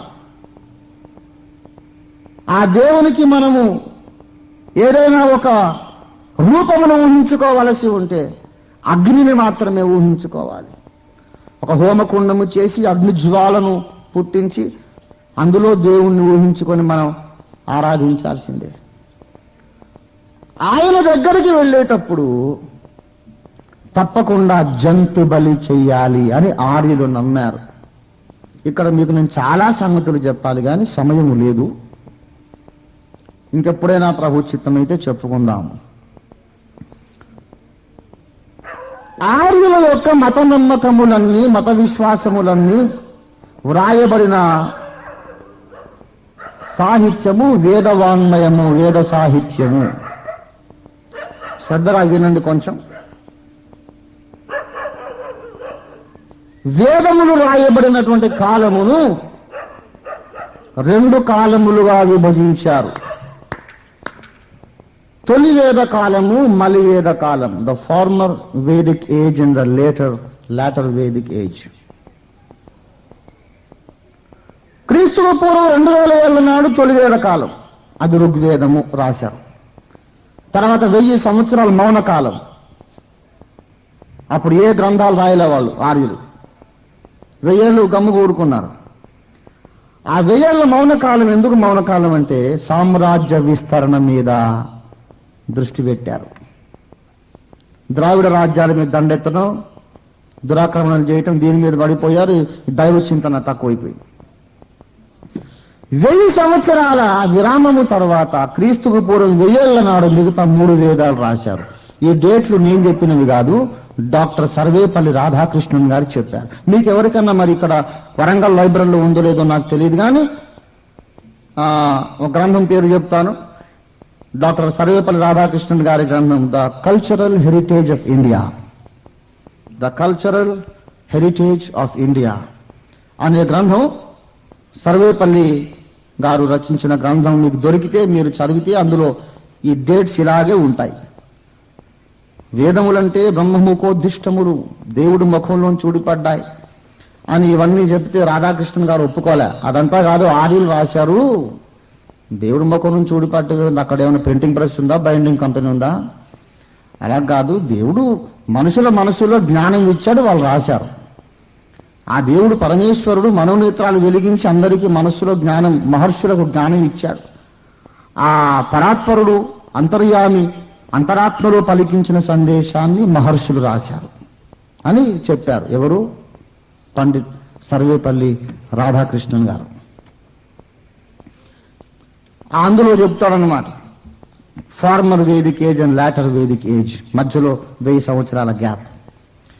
ఈ 4 వేదములు ఉన్నాయి. మొట్టమొదటేమో ఋగ్వేదము, తర్వాత సామవేదము, యజుర్వేదము, అధర్వణ వేదము. 3 వేదాలు రాశారు. 4, మొత్తం 4. ఈ వేదములకు ఉపాంగములు కలవు. వేదమే సంపూర్ణం కాదు. నేను నా బ్రతుకాలం అంతా పరిశోధన చేసి వేదాలు కొనుక్కొస్తే దాంట్లో నాకు కావలసిన మ్యాటర్ దొరకలే. ఇదేమిటబ్బా ఇలాగున్నది, వేదాలు ఇదే ఇలాగున్నాయి ఏంటి? ఓ అగ్ని మమ్మును మా పాపములు క్షమించుము, ఓ వరుణుడా మమ్ములను ఆశీర్వదించుము అని ఇలాగున్నాయి. మొత్తం ఇదే. మరి ఎందుకబ్బా వేదాలని పడి చావడం దేనికి? అసలు ఏముంది ఇందులో? ఏం అర్థం కావట్లేనా? తర్వాత నాకు అర్థమైంది ఏంటంటే వేదములకు ఉపాంగములు, ఉపనిషత్తులు, బ్రాహ్మణములు ఉన్నాయి. వేదానికి అటాచ్డ్ అన్నమాట. ఇప్పుడు పాత నిబంధనలోని కొన్ని వచనాలు మన కొత్త నిబంధన చదివితే కానీ అర్థం కావు. పాత నిబంధనకు వ్యాఖ్యానం చెప్పేది కొత్త నిబంధన, లేకపోతే మనకు పాత నిబంధన అర్థం కాదు. అలాగే వేదమునకు వ్యాఖ్యానం చెప్పేది ఉపనిషత్తు, బ్రాహ్మణము. ఈ ఉపనిషత్తులు, బ్రాహ్మణములు, ఉపాంగములు. ఇప్పుడు మన భారతదేశపు మత పెద్దలు ఏం చేస్తున్నారంటే ఒక పెద్ద కుట్ర. ఋగ్వేదము, సామవేదము, యజుర్వేదము, అధర్వణ వేదము ప్రింట్ చేసి అమ్ముతున్నారు. కానీ తాండియ మహాబ్రాహ్మణాన్ని ప్రింట్ చేసి అమ్మట్లా, శతపథ మహాబ్రాహ్మణాన్ని ప్రింట్ చేసి అమ్మట్లా, భవిష్య పురాణాన్ని ప్రింట్ చేసి అమ్మట్లా. ఎందుకో తెలుసా? అందులో క్రీస్తును గూర్చిన ప్రవచనాలు ఉన్నాయి. ఎందులోనైతే ప్రవచనాలు ఉన్నాయో ఒక పథకం ప్రకారం మన దేశపు మత పెద్దలు ఆ ప్రవచనములు ఉన్న గ్రంథాలు మరుగు చేసి ఈ వేదాలు చదువుకోమన్నారు. నీకు ఉపనిషత్తు బ్రాహ్మణము లేకుండా ఒట్టి వేదం జరిగితే ఏమి దొరకదు, అందులో ఏముండదు, ఇలాగే ఉంటుంది. ఓ వరుణ దేవా మమ్మను దీవించుము, ఓ అగ్ని మమ్మను కరుణించు, ఇదే ఉంటుంది. అందులో దేవుణ్ణి చేరే మార్గం మీద ఉండదు. కానీ ఉపనిషత్తులు బ్రాహ్మణాల్లోకి వస్తే అందులో ఉంటుందన్నమాట. అందులో ఉపనిషత్తులలో బ్రాహ్మణాలలో ఖచ్చితమైన ప్రవచనాలు ఉన్నాయి. ఆ రోజుల్లో మహర్షులు చెట్ల కింద కూర్చొని తపస్సు చేశారు. ఓ దేవా, మేమేమో చీకట్లో ఉన్నాం, మాకేమో మరణానికి బందీగా ఉన్నాం, మాకు ఇందులోంచి విడుదల దారి దొరకడం లేదు. తమసోమా జ్యోతిర్గమయ, తమస్సులో నుండి మమ్మల్ని జ్యోతిలోనికి వెలుగులోనికి నడిపించు, చీకటిలో నుండి వెలుగులోనికి నడిపించు. మరణానికి బందీలుగా ఉన్నాం, మమ్మల్ని నిత్య జీవానికి నడిపించు. మేము అసతోమా సద్గమయ, అసత్ అంటే చెడు, సత్ అంటే మంచి, అసత్ అంటే మంచి కానిది, అసత్ అంటే చెడు. చెడులో మేము ఉన్నాము, మంచిలోనికి మమ్మల్ని నడిపించు సద్గమయ. ప్రార్థనలు చేస్తూ ఉన్నారు. బైబిల్ చెప్పింది కదా, దేవుడు పక్షపాతి కాడు. ప్రతి జనములోనూ తనకు భయపడి నడుచుకున్న వారిని అంగీకరించును. ఎప్పుడైతే భారతదేశంలో, ఉత్తర భారతదేశంలో ఆర్య మహర్షులు అడవులలో, కొండ గుహల్లో కఠోర దీక్షతో, తపోదీక్షతో వారు దేవుని వెదికారో, దేవుడు కనికరించి వారికి తెలియపరిచాడు, నా భక్తులారా, మీరు తమసోమా జ్యోతిర్గమయ అని మీ బతుకాలం ప్రార్థన చేసినా మీరు చీకట్లోంచి బయటికి రాలేరు. నన్ను మీరు తెలుసుకోవాలంటే మీకు నాకు మధ్యలో పాపము అడ్డముగా ఉన్నది. ఆ పాపం పరిహరించబడాలంటే పరిశుద్ధ రక్తము చిందించబడాలి. ఆ పరిశుద్ధ రక్తం చిందించబడితేనే మీ పాపాలు పరిహారం అవుతాయి అని దేవుడు చెప్పాడు. వాళ్ళు తాండీయ మహాబ్రాహ్మణంలో రాసుకున్నారు. సర్వపాప పరిహరో రక్త ప్రోక్షణం అవశ్యం, తద్రక్తం పరమాత్మేన పుణ్యదాన బలియాగం. అన్ని పాపాలు పరిహారం కావడానికి సర్వపాప పరిహరో రక్త ప్రోక్షణం అవశ్యం, రక్తము చిందించబడాలి.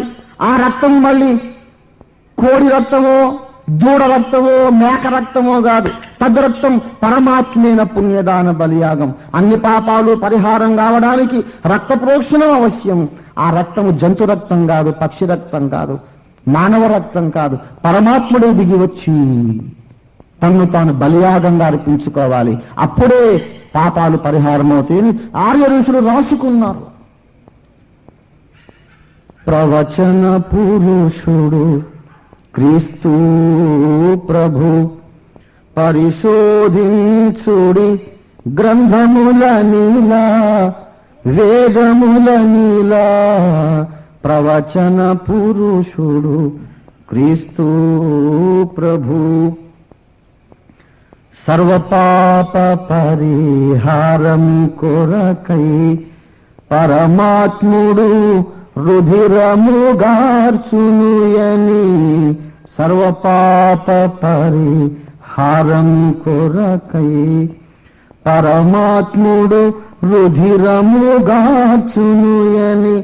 ప్రవచించెను ధర బ్రాహ్మణ గ్రంథములు. క్రీస్తుకు పూర్వమే భరత ఖండమున ప్రవచించెను ధర బ్రాహ్మణ గ్రంథములు. క్రీస్తుకు పూర్వమే భరత ఖండమున ప్రవచన పురుషుడు క్రీస్తు ప్రభు, పరిశోధించుడి వేదముల నీలా, బ్రాహ్మణముల నీలా. ప్రవచన పురుషుడు క్రీస్తు ప్రభు, సర్వపాప పరిహారము కొరకై పరమాత్ముడు రుధిరము గార్చునని ప్రవచించను ధర బ్రాహ్మణ గ్రంథములు. బ్రాహ్మణ గ్రంథములు అంటే ఇదేంటి సార్? బ్రాహ్మణ గ్రంథాలు, రెడ్డి గ్రంథాలు, కమ్మ గ్రంథాలు, కాపు గ్రంథాలు కూడా ఉంటాయా అని కంగారు పడకండి. బ్రాహ్మణ గ్రంథం అంటే ఆ కులం గ్రంథం కాదు. బ్రాహ్మణము అనేది ఒక ఉపాంగము, వేదమునకు ఉపాంగం. సామవేదంలో ఇంకో మాట చెప్పారు, ప్రజాపతిర్దేవేభ్య ఆత్మానం యజ్ఞం కృత్వా ప్రాయశ్చిత్. ప్రజాపతి అనగా దేవుడు తన్ను తాను ఆత్మానం యజ్ఞం కృత్వా, తన్ను తాను యజ్ఞముగా అర్పించుకొనును, అప్పుడు ప్రాయశ్చిత్తం అని రాశారు అప్పట్లో.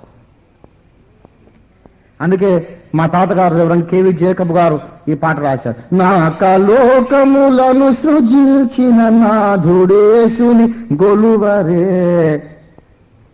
నాకలోకములను సృజించిన నాథుడేసుని గొలువరే, మోకరించుచు సిలువ దాపున శ్రీకృపాలుని బిల్వరే, సంధ్యము నీకేలగలిగెను సామవేదము చదువరే, సంధ్యము నీకేలగలిగెను సామవేదము చదువరే, అందునుండు ప్రజాపతోవడు అరయేసుని గానరే, నాకలోకములను సృజించిన నాథుడేసుని గొలువరే. మొట్టమొదట ఒక బ్రాహ్మణ పండితోత్తములైన మండపాక కేశవరాయ శర్మ గారు ఋగ్వేదమును, సామవేదమును, వేదవాంగ్మయమును మధించి పరిశోధించి మండపాక కేశవరాయ శర్మ గారు మొట్టమొదటి యజ్ఞము అనే కరపత్రం ప్రింట్ చేశారు. అప్పట్లో భక్త సింగ్ గారే దాన్ని ప్రింట్ చేయించారు, యజ్ఞము. ఆ తర్వాత పండిత్ ఫ్రాన్సిస్ గారు బయలుదేరారు. ఎన్నో అమూల్యమైన సత్యం, ఇంకా అనేక మంది భక్తులు బయలుదేరారు. చూడారా, అద్వితీయ సత్యదేవుడు ఎవరు? ప్రారంభము నుండి తన్ను చేరే మార్గము సకల జాతులకు బయలుపరిచిన వాడి అద్వితీయ సత్యదేవుడు. సరే, ఆర్యులు ఏకేశ్వరారాధన చేస్తూ వాళ్ళు బలిపీఠాలు కట్టి యజ్ఞాలు, అజామేధము, గోమేధము, నరమేధము, అశ్వమేధము, రాజసూయము, వాజపేయం, 7 యజ్ఞాలు ఉన్నాయి వాళ్ళకి. అందులో చక్కగా రాశారు. ఆ ప్రజాపతి వచ్చినప్పుడు అప్పుడు జరిగే ఆ యజ్ఞమునకు సూచనగా అజామేధము అనే ఒక యజ్ఞం. అజ అంటే 2 అర్థాలు, పుట్టుక లేనిది. ఇప్పుడు జ అంటే పుట్టుక, అగ్రజుడు అంటే నాకట ముందు పుట్టినోడని, శిరోజము శిరస్సు మీద పుట్టినదని, జ అనే ధాతువుకు పుట్టుకని అర్థం. శిరోజం. సరోజం అంటే సరస్సులో పుట్టింది, సరస్సులో పుట్టింది అంటే పద్మము. శిరోజము, అగ్రజుడు. సహజం అంటే నాతో పాటు పుట్టిందని.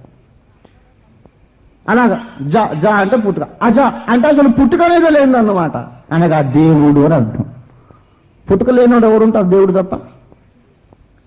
అజ అని అర్థం. సరే, అజ అంటే పుట్టుక లేదు. రెండో అర్థం మేక అన్నట్టు. మీకు ఇక్కడ ఇంకో చిన్న తురుపు మొక్కిస్తాను. ఏంటంటే హెబ్రీ భాషలో కూడా అజ అంటే మేకే. హెబ్రీ భాషలో అజ అంటే మేక, సంస్కృతంలో కూడా అజ అంటే మేక.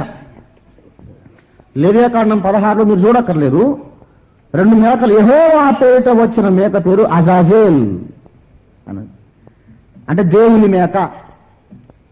అజాజేల్ అంటే దేవుని మేక, ఎల్ అంటే దేవుడు, అజా అంటే మేక.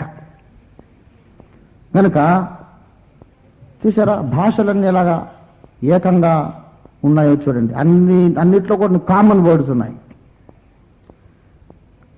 అజామేధము, మేధమనగా యజ్ఞము. మేధమన్నా, యాగము అన్నా, యజ్ఞమన్నా ఒకటే, పర్యాయ పదములు. మేధమనగా యజ్ఞం, అజామేధమనగా మేకను అర్పించే యజ్ఞం. ఒక నల్లటి మేకను దేవాలి, తల మీద బలుసు కంప చుట్టాలి కిరీటముగా, దాని మీద పట్టు వస్త్రములు కప్పి వాటి 4 ఋత్విక్కులు, పురోహితులు చీట్లు వేసి పంచుకోవాలి. దాని చెక్క బల్లకు మేకలతో కొట్టి వేలాడదీయాలి. ప్రక్కలో గాయము చేసి దాని రక్తమంతా ఓడ్చాలి. దాని ఎముకలలో ఒకటైనా విరుగకూడదు. అది దప్పుకొన్నప్పుడు దానికి సోమరసం త్రాగించాలి. అది చనిపోయిన పిదప దానికి మళ్ళీ ప్రాణం పోయాలి.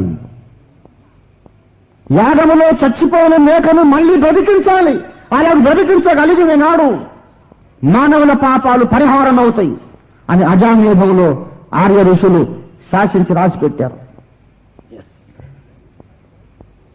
అజామేధం 3 సార్లు ఇప్పటికీ గుంటూరు జిల్లాలో ఒక మేకను తెస్తారు సంవత్సరానికి ఒకసారి. సేమ్ ఇలాగే దాని మీద ముళ్ళకంప చుడతారు, బట్టలు కప్పుతారు, పంచుకుంటారు, ఆఖరణ తీసుకెళ్లి వదిలేస్తారు. ఇన్ని చేసిన వాళ్ళు మరి దాన్ని చంపి ఎందుకు బతికించట్లేదంటే మరి మనం చేయలేం కదా సార్. అది మేకను చంపి బతికించుటనగా అసలు అది సూచన, ఒక సాదృశ్యము, ఒక ముందుర్తు. ప్రజాపతి దిగి వచ్చి నరావతారం ఎత్తి మానవుల పాపాలు పరిహారం చేయడానికి ఆయన యజ్ఞమై మరణించేటప్పుడు ఏ విధంగా మనుషుల పాపాలు పరిహరిస్తాడో మనకు తెలియటం కోసం ముందు గుర్తుగా అజామేధం నిర్మించాడు. అజామేధాన్ని చూసి తెలుసుకోండి. ఆ ప్రజాపతి దేవేభ్య ఆత్మానం యజ్ఞం కృత్వ అన్నాం చూసారా? ఇది ఇలా జరుగుతుంది ఆ యజ్ఞం.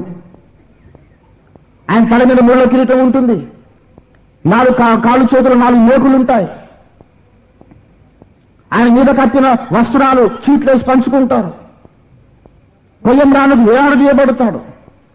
ఆయన ప్రక్కలో బల్లెం పొడవబడుతుంది. ఒంట్లో రక్తమంతా ఓడ్చబడుతుంది. ఒక ఎముకైనా విరుగదు. ఆయన మరణించాక మరలా ఆయనకు పునః ప్రాణ ప్రతిష్ఠ అనగా మరలా బ్రతుకుట జరుగుతుందని ఆర్యులకు ముందే తెలుసు. భారతదేశంలో పుట్టినందుకు గర్విస్తున్నానండి నేను. ఈ సాక్ష్యం జర్మనీ వాడు చెప్పుకోలేడు, ఇంగ్లాండ్ వాడు చెప్పుకోలేడు.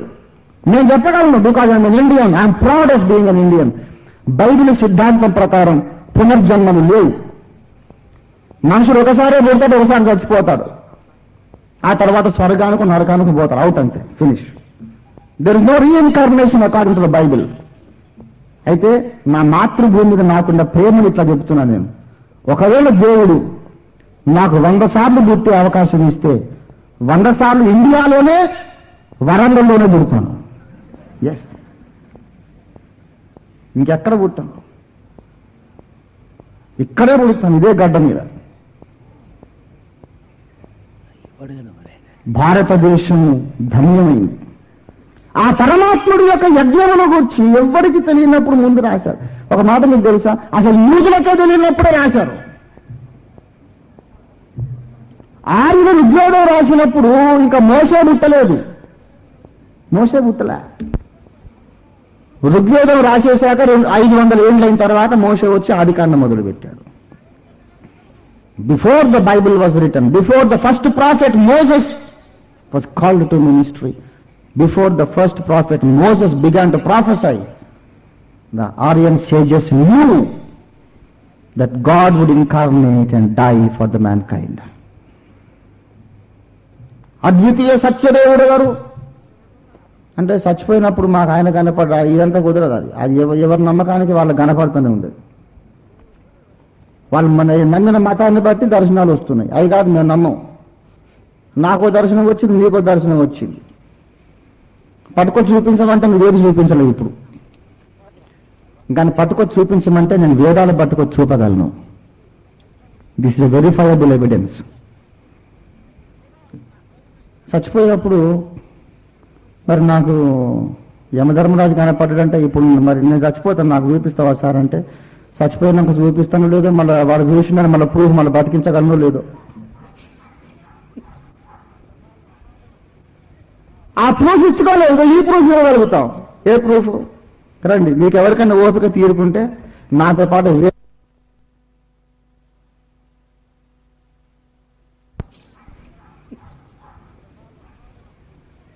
ఆ ప్రూఫ్ ఇచ్చుకోలేదు, ఈ ప్రూఫ్ ఇవ్వగలుగుతాం.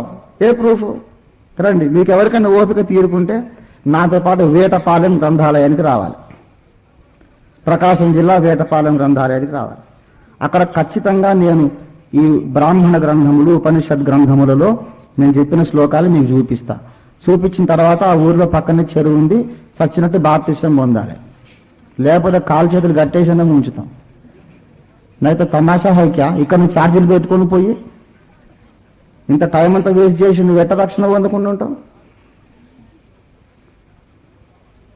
అంత కమిట్మెంట్ ఉన్న వాళ్ళు ఎవరైనా పరిశోధనకు రండి. అది ఒకవేళ సత్యం అయితే మాకు కావాలి బ్రదర్, మాకెందుకు వద్దు, వీ వాంట్ ద ట్రూత్, కమాన్ మాకు ప్రూవ్ చేయండి, మేము తప్పక ప్రభువుని నమ్ముతాం అనే వాళ్ళు ఉంటారు. అంటే తప్పకుండా నేను నా ఛార్జీలు పెట్టుకొని తీసుకుపోతాను. బాప్టిజం పొందినాక వచ్చే ఛార్జ్ మాత్రం మీదే, నాది కాదు. మళ్ళీ వచ్చే ఛార్జ్ మాకెందుకు?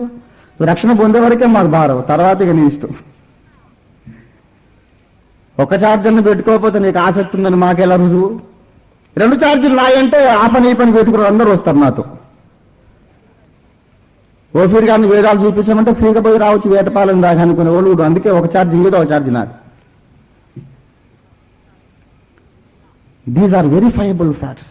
ఆ ప్రాచీన గ్రంథములలో ఆర్య ఋషులకు దేవుడు చెప్పారు రక్త ప్రోక్షణం అవశ్యం. సరే, వాళ్ళకే తెలుసా? ఆర్యులు సామ్రాజ్య విస్తరణ కోసం దక్షిణ భారతదేశానికి వస్తే ద్రావిడులు ఉన్నారు. అమ్మ దేవతలను కొలుస్తున్నారు, శక్తి దేవతలను. ఆర్యుల దేవతలు వేరు, ద్రావిడుల దేవతలు వేరు. వాళ్ళ నాగరికత వేరు, వీళ్ళ నాగరికత వేరు. వాళ్ళ సంస్కృతి వేరు, వీళ్ళ సంస్కృతి వేరు. వాళ్ళ మత విశ్వాసాలు వేరు, వీళ్ళ మత విశ్వాసాలు వేరు. కానీ ఒక్క దగ్గర మాత్రం ఏకీభవించారు. వీళ్ళ దేవతలు వేరే. ఆర్యులేమో ఏకేశ్వరోపాసనలో మేకను వధించి రక్తం తర్పణం చేశారు. ద్రావిడులు వాళ్ళ అమ్మ దేవతల ముందు మేకను కోసి రక్తం ప్రోక్షించారు. అరే, మీ దేవుడు వేరే, మా దేవుడు వేరే కదా, మీరు మాలాగా చేస్తారు ఎందుకురా మీరు? మేమేమో ఏకేశ్వర రుద్రుణ్ణి మేము ఆరాధిస్తాం, రుద్రుణ్ణి ఏకేశ్వరుణ్ణి ఆరాధిస్తున్నాం. మీరేమో మరి వేరే దేవత కదా, ఆడదేవతలను కొలుస్తున్నారు, మరి మేకను కోస్తారేంటి మీరు అంటే? ఎందుకో గురువు, మరి మా హృదయంలో అట్లే జరిగింది, మరి మాకు అట్లా ప్రేరేపణ వచ్చింది, ఎందుకు వచ్చిందో తెలియదు కానీ మేకను కోయబుద్ధి వేసింది. ఈ రక్తం చిందించకుంటే మేము దేవుడి దగ్గరికి వెళ్ళలేమనిపించింది. రక్తం చిందకపోతే దేవత కోప్పడుతుందని భయం వేసింది. అరే, ఎందుకు భయం వేసింది? నీకు ఎవరు చెప్పారు? దొంగచాటు కూడా చూసావా మమ్మల్ని? అరే చూడలేదు, ఇప్పుడే నీ ముఖం చూస్తున్నా సార్, నీ సంగతి మాకేం తెలుసు, మాకు మనసులో పుట్టిందంటే. ఎందుకు పుట్టింది మనసులో? ధర్మశాస్త్ర సారము వారి హృదయముల మీద వ్రాయబడి ఉన్నది. ఆర్యులు ద్రావిడులే కాదు, Iraq, Iran, China, Africa, South America, Mayan నాగరికత, నైలు నదీ నాగరికత, సింధులోయ నాగరికత, సకల ప్రాచీన మానవ జాతులు ఒకళ్ళ భాష ఒకళ్ళకు తెలియదు, ఎవళ్ళ మతం వాళ్ళదే, ఎవళ్ళ నాగరికత వాళ్ళదే, ఒక్కొక్కడికి ఒక్కొక్క రకం దేవతుంది. కానీ రక్తం మాత్రం చిందించకుండా ఎవరు వెళ్ళలే. దేవుడు పక్షపాతి కాడు, ఆయనందరికీ దేవుడు గనక పాప క్షమాపణ పొందే మార్గం అందరికీ బయలుపరిచాడు. అన్ని జాతుల వారి గుండెల మీద వాళ్ళ అమ్మ గర్భంలో ఉండగానే రాసేశాడు ధర్మశాస్త్రపు సారం. ఈ రీతిగా 1000 సంవత్సరాల క్రితం నుండి సకల మత గ్రంథములలో తన్ను గూర్చిన సాక్ష్యమును రాయించి తూచా తప్పక నెరవేర్చినటువంటి దేవుడు యేసు ఒక్కడే కనబడుతున్నాడు గనక, యేసు ఒకడే సత్యదేవుడని ఇంకెవరూ కారని నమ్మడానికి నాకు ఆధారం ఉంది. కాదనడానికి నీకే ఆధారం ఉందో చెప్పు, నేను వదిలేస్తాను క్రీస్తు. ఇంత ఖచ్చితంగా చెప్పానుగా. 1000 సంవత్సరాల కిందట రాయబడి ఆ ప్రకారమే రక్షణ యజ్ఞము జరిగించిన వాడు ఇంకెక్కడైనా ఉన్నాడు చరిత్రలో? మొక్కుకుంటే పరీక్ష పాస్ అయ్యానండి అంటే పరీక్ష పాస్ కావచ్చు, కానీ పాప క్షమాపణ కావాలంటే పవిత్ర రక్తం చిందించబడాలి. ఒక యేసును గురించి మాత్రం సకల ప్రపంచ గ్రంథములన్నిటిలో వ్రాయబడింది. అందుకే ఈ పాట చక్కగా ఫ్రాన్సిస్ గారు రాశారు. ఈ పాట ప్రవచన పురుషుడు క్రీస్తు ప్రభు పరిశోధించుడి గ్రంథముల నీలా, ప్రవచనముల నీలా, ప్రవచన పురుషుడు క్రీస్తు ప్రభు పరిశోధించుడి వేదముల నీలా, బ్రాహ్మణముల నీలా, ప్రవచన పురుషుడు క్రీస్తు ప్రభు సర్వ పాప పరిహారార్థం హారం కొరకై పరమాత్ముడు రుధిరము దాచుయని సర్వ పాప హారం కొరకై పరమాత్ముడు రుధిరము దాచుయని ప్రవచించెను ధర బ్రాహ్మణ గ్రంథములు ప్రవచించెను ధర బ్రాహ్మణ గ్రంథములు క్రీస్తుకు పూర్వమే భరతఖండమున క్రీస్తుకు పూర్వమే భరతఖండమున ప్రవచన పురుషుడు క్రీస్తు ప్రభు పారసీక మత గ్రంథకర్తయౌ జొరాస్టరు ప్రవచించెను నాడు పారసీక మత గ్రంథకర్తయౌ జొరాస్టరు ప్రవచించెను నాడు పరమాత్ముడు ధర అవతరించగనే చతురతని నక్షత్రము మీరని పరమాత్ముడు ధర అవతరించగనే చతురతని నక్షత్రము మీరని ప్రవచన పురుషుడు క్రీస్తు ప్రభు. రాజైన హేరోదు దినములలో యేసు పుట్టిన పిమ్మట తూర్పు దేశపు జ్ఞానులు వచ్చి అన్నారు, యూదుల రాజుగా పుట్టినవాడు ఎక్కడ ఉన్నాడు? యూదుల రాజుగా పుడితే నాకు తెలియకుండా మీకు ఎలా తెలుసర్రా? ఎలా తెలుసు? ఎవరు చెప్పారు మీకు? తూర్పు దిక్కున ఆ నక్షత్రమును చూచి ఆయన పుట్టాడని తెలుసుకొని ఆయన పూజించడానికి వచ్చాం. ఆయన పుడితే నక్షత్రం పుట్టిన మీకెవరు చెప్పారు?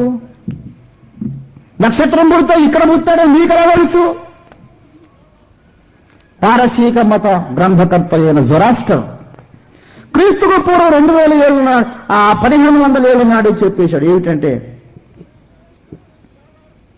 సర్వ లోక విమోచకుడు, సర్వమానవాళి రక్షకుడు భూమధ్యపురమైన పాలస్తీనాలో పుడతాడు. ఆయన పుట్టినప్పుడు తూర్పు దిక్కున ఒక ప్రకాశమానమైన కొత్త నక్షత్రం, ఖగోళ శాస్త్ర చరిత్రలో ఎప్పుడు లేనటువంటిది, అప్పటికప్పుడు చిటికలో కొత్తగా పుడుతుంది. అది చాలా పెద్దగా ప్రకాశమానంగా వెలుగొందుతుంది. మామూలు నక్షత్రాలకు 100 రెట్లు వెలుగు. తూర్పు దిక్కున నక్షత్రాన్ని మీరు చూసినప్పుడు యూదా దేశంలో రక్షకుడు పుట్టాడని తెలుసుకోండి అని చెప్పాడు. చెప్పే చచ్చిపోయాడు. 1000 సంవత్సరాలకు పైగా చూస్తూ ఉన్నారు ఖగోళ శాస్త్రజ్ఞులు. తూర్పు దిక్కే వాళ్ళ చూపంట. చూడగా చూడగా తరం వెంబడి తరం గడిచిపోయింది. ఎన్నో తరాలు 10, 20, 30 తరాలు గడిచిపోయినాయి. చూస్తూ ఉన్నారు. మహాప్రవక్త జొరాస్టర్ చెప్పాడు, జరతృష్ట మహాముని చెప్పాడు. ఏది చుక్కబుట్టల. ఒకరోజు ఉదయమే వివేకవజామున చూస్తూ ఉండగా ఇంకా సూర్యకాంతి రాకముందే అద్భుతమైనటువంటి ఆ నక్షత్రం ఉదయించింది. ఖగోళ శాస్త్రజ్ఞులు ఒకరికొకరు మెలకు హెచ్చరిక చేసుకున్నారు, మేల్కొల్పుకున్నారు. అందరూ ప్రయాణం చేశారు. జొరాస్టర్ ప్రవచనం ఉంటది. అందుకే తూర్పు దిక్కున్న జ్ఞానులు వచ్చి అన్నారు, రక్షకుడు ఎక్కడా? ఆ నక్షత్రం పుట్టింది. దేవుడు పక్షపాతి కాడు. తన అవతారమును గురించి పారసీక మత గ్రంథంలో కూడా రాశాడు.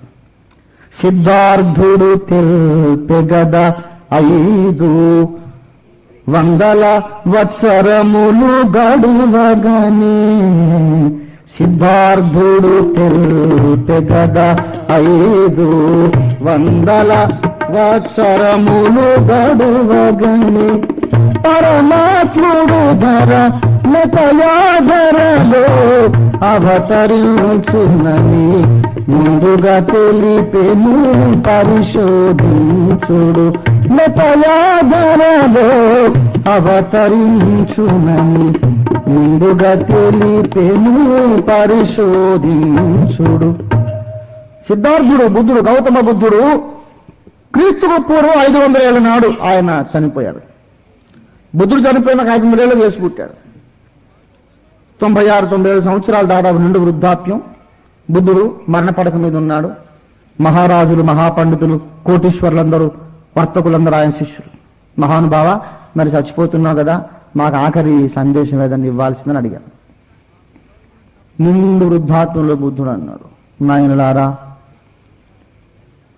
నా జీవితకాలం అంతా దేవుడు ఎక్కడ ఎవరు ఎలాగని వెతకడానికి ఉపయోగించాను, కానీ నాకు సత్యం అర్థమైంది కాదు, అర్థం కాలేదు నాయన. ఇప్పుడు మీరు అడుగుతుండగా నా మనసులో ఒక దివ్య జ్ఞాన జ్యోతి వెలుగుతోంది. నేను మరణించిన తర్వాత ఖచ్చితంగా 500 సంవత్సరాలయ్యాక భూలోకానికి నడి మధ్యలో ఉన్నటువంటి దేశంలో ఒక మహాబుద్ధుడు అవతరిస్తాడు. ఆయన్ని ఆ దేశ ప్రజలు మెతయా అని పిలుస్తారు. మెసయా అన్నమాట, మెతయా అని పిలుస్తారు. ఆయన పుట్టినప్పుడు మీకు మోక్ష మార్గం ఉపదేశిస్తాడు. ఆయన కోసం కనిపెట్టండి అని చచ్చిపోయాడు. సరిగ్గా 500 ఏళ్లకు యేసు ప్రభు పుట్టాడు. ఆయన మెస్సియా అని పిలిచారు. భూమధ్యపురంలోనే పుట్టాడు. దేవుడు పక్షపాతి కాడు. అద్వితీయ సత్యదేవుడు అంటే ఇలా ఉండాలి వ్యవహారం. ఏదో పరీక్ష పాస్ కావడం, రోగం బాగు కావడం కాదు. నీ పాప క్షమాపణ పొందినప్పుడు రోగం బాగైతుంటే కాకపోతుంట. నీ జన్మ కర్మ పాపమును పరమాత్మను రక్తముతో కడగబడకపోతే రోగిగా చచ్చిపోయిన నరకానికే వెళ్తావు, ఆరోగ్యవంతునిగా చచ్చిపోయిన నరకానికే వెళ్తావు. రోగంతో చచ్చావా, ఆరోగ్యంతో చచ్చావా, గుడిసెలో చచ్చావా, మేడలో చచ్చావా, అప్పులు చేసుకొని చచ్చావా, కోట్ల కొద్ది మూటలు పెట్టుకొని చచ్చావా అనేది కాదు ఇక్కడ క్రైటీరియా. కావలసింది నువ్వు ఎలా చచ్చావని కాదు, భౌతిక పరిస్థితులు కాదు తమ్ముడు. కావలసింది ఏం కావాలంటే నీ జన్మ కర్మ పాపముల నుంచి విడిపించబడ్డావా, పరమాత్ముని రక్తము చేత కడగబడ్డావా, పరమాత్ముని రక్తము నీ జన్మ కర్మ పాపములు పరిహరించిన తరువాత ఇక నీకు రోగం ఉన్నా రోగం లేకపోయినా ఎలా చచ్చినా నువ్వు చేరేది మోక్ష రాజ్యానికి. పరమాత్ముడి రక్తముతో నువ్వు పునీతుడు కాకపోతే, కడుగబడకపోతే నువ్వెంత ఆరోగ్యంగా ఎంత సంపన్నుడిగా చచ్చిపోయినా నిత్యము మండే అగ్ని గంధకంలో గుండంలోకి వెళ్ళిపోతావు. సత్యదేవుడు వరనగా మన జాతి ప్రారంభమును ఖచ్చితంగా చెప్పగలిగేవాడు, జాతి అంతమును ఖచ్చితంగా చెప్పగలిగేవాడు, భవిష్యత్తు జ్ఞానము కలిగినవాడు, అన్నిటికంటే మించి ఒక రక్షణ ప్రణాళికను తాను సిద్ధపరిచి అన్ని జాతుల వారికి నిష్పక్షపాతంగా తెలియపరిచి దాన్ని నెరవేర్చిన వాడే నిజమైన దేవుడు. మానవుల రక్షణ కొరకు రక్తప్రోక్షణ మహాయజ్ఞమును తానే చేయాలని నిర్ణయించాడు. అన్ని జాతులకు చెప్పాడు. కాలం సంపూర్ణమైనప్పుడు 2000 ఏళ్ల కిందట ఆ యజ్ఞాన్ని ఆ పరాత్పరుడు చేశాడు. ఇజ్రాయేల్లో ఎందుకయ్యా అంటే సర్వభూ ప్రపంచానికి అది కేంద్ర స్థానం. ప్రపంచ పటం తీసుకొని చూడండి. ఇజ్రాయేల్ నుండి ఉత్తరానికి ఎంత భూమి ఉంటుంది, దక్షిణానికి అంతే భూమి ఉంటుంది, పడమటికి ఎంత భూమి ఉంటుందో తూర్పుకి అంతే భూమి ఉంటుంది. భూలోకానికి కేంద్ర స్థానము గనక ఎల్ల దిక్కున నెల్ల సమముగా లాగన భూమధ్యపురమందు పుట్టినావు అని అన్నాడు కేవి జేకబ్ గారు. ఎల్ల దిక్కులను సమముగా లాగడానికి భూమధ్యపురంలో పుట్టాడు. యేసు అందరి దేవుడు, ఆయనే అసలైన దేవుడు. యేసునందు విశ్వాసం ఉంచుడి, మీరు మీ ఇంటి వారు నరకాడిన గుణం తప్పించుకొని నిత్య మోక్షానందములు ఆనందిస్తారు. ప్రార్థన చేసుకుందాం. తలలు వంచండి. మహాపరిశుద్ధ తండ్రి, నీవిచ్చిన భారముతో, నీవిచ్చిన నడిపింపుతో అసలు సిసలైన సత్యదేవుడు యేసేనన్న మహా సత్యాన్ని నీ దీన సేవకుడు బలహీనుడు నీ బలాన్ని ఆధారం చేసుకుని ప్రకటించాడు నాయన. అసలు యేసుని గూర్చి భారతీయ మహర్షులు ముందుగా వ్రాశారు, కనిపెట్టారు, ఎదురు చూచారన్న వాస్తవం తెలియక మా సోదర భారతీయులు, మా అన్నదమ్ములు, అక్క చెల్లెండ్రు కోటాను కోట్ల మంది నశించిపోతున్నారు తండ్రి. సకల వేదముల సారము క్రీస్తేనని తెలియక అనవసరంగా నీ మీద ద్వేషం పెంచుకొని నశించిపోతున్నారు, నాశనమైపోతున్నారు. మా అన్నదమ్ములను, అక్క చెల్లెండ్లను నరకము నుంచి రక్షించండి స్వామి. భారతదేశంలో ఏ ఒక్కరూ నశించకూడదు నాయన. 1000 సంవత్సరాల క్రితం నుండి మీకోసం ఎదురు చూచిన జాతి మా భారత జాతి. మా దేశమునంతటికి మనోనేత్రాలు వెలిగించి మా జాతిలో ఉండే స్త్రీ పురుషులందరికీ, వ్యక్తులందరికీ, దేశ పౌరులందరికీ మనోనేత్రాలు వెలిగించి యేసే ఏకైక మోక్ష మార్గమని అందరికీ తెలియపరచమని, మా దేశమును ఆశీర్వదించమని యేసునామమున వేడుచున్నాము తండ్రి. తండ్రి తండ్రి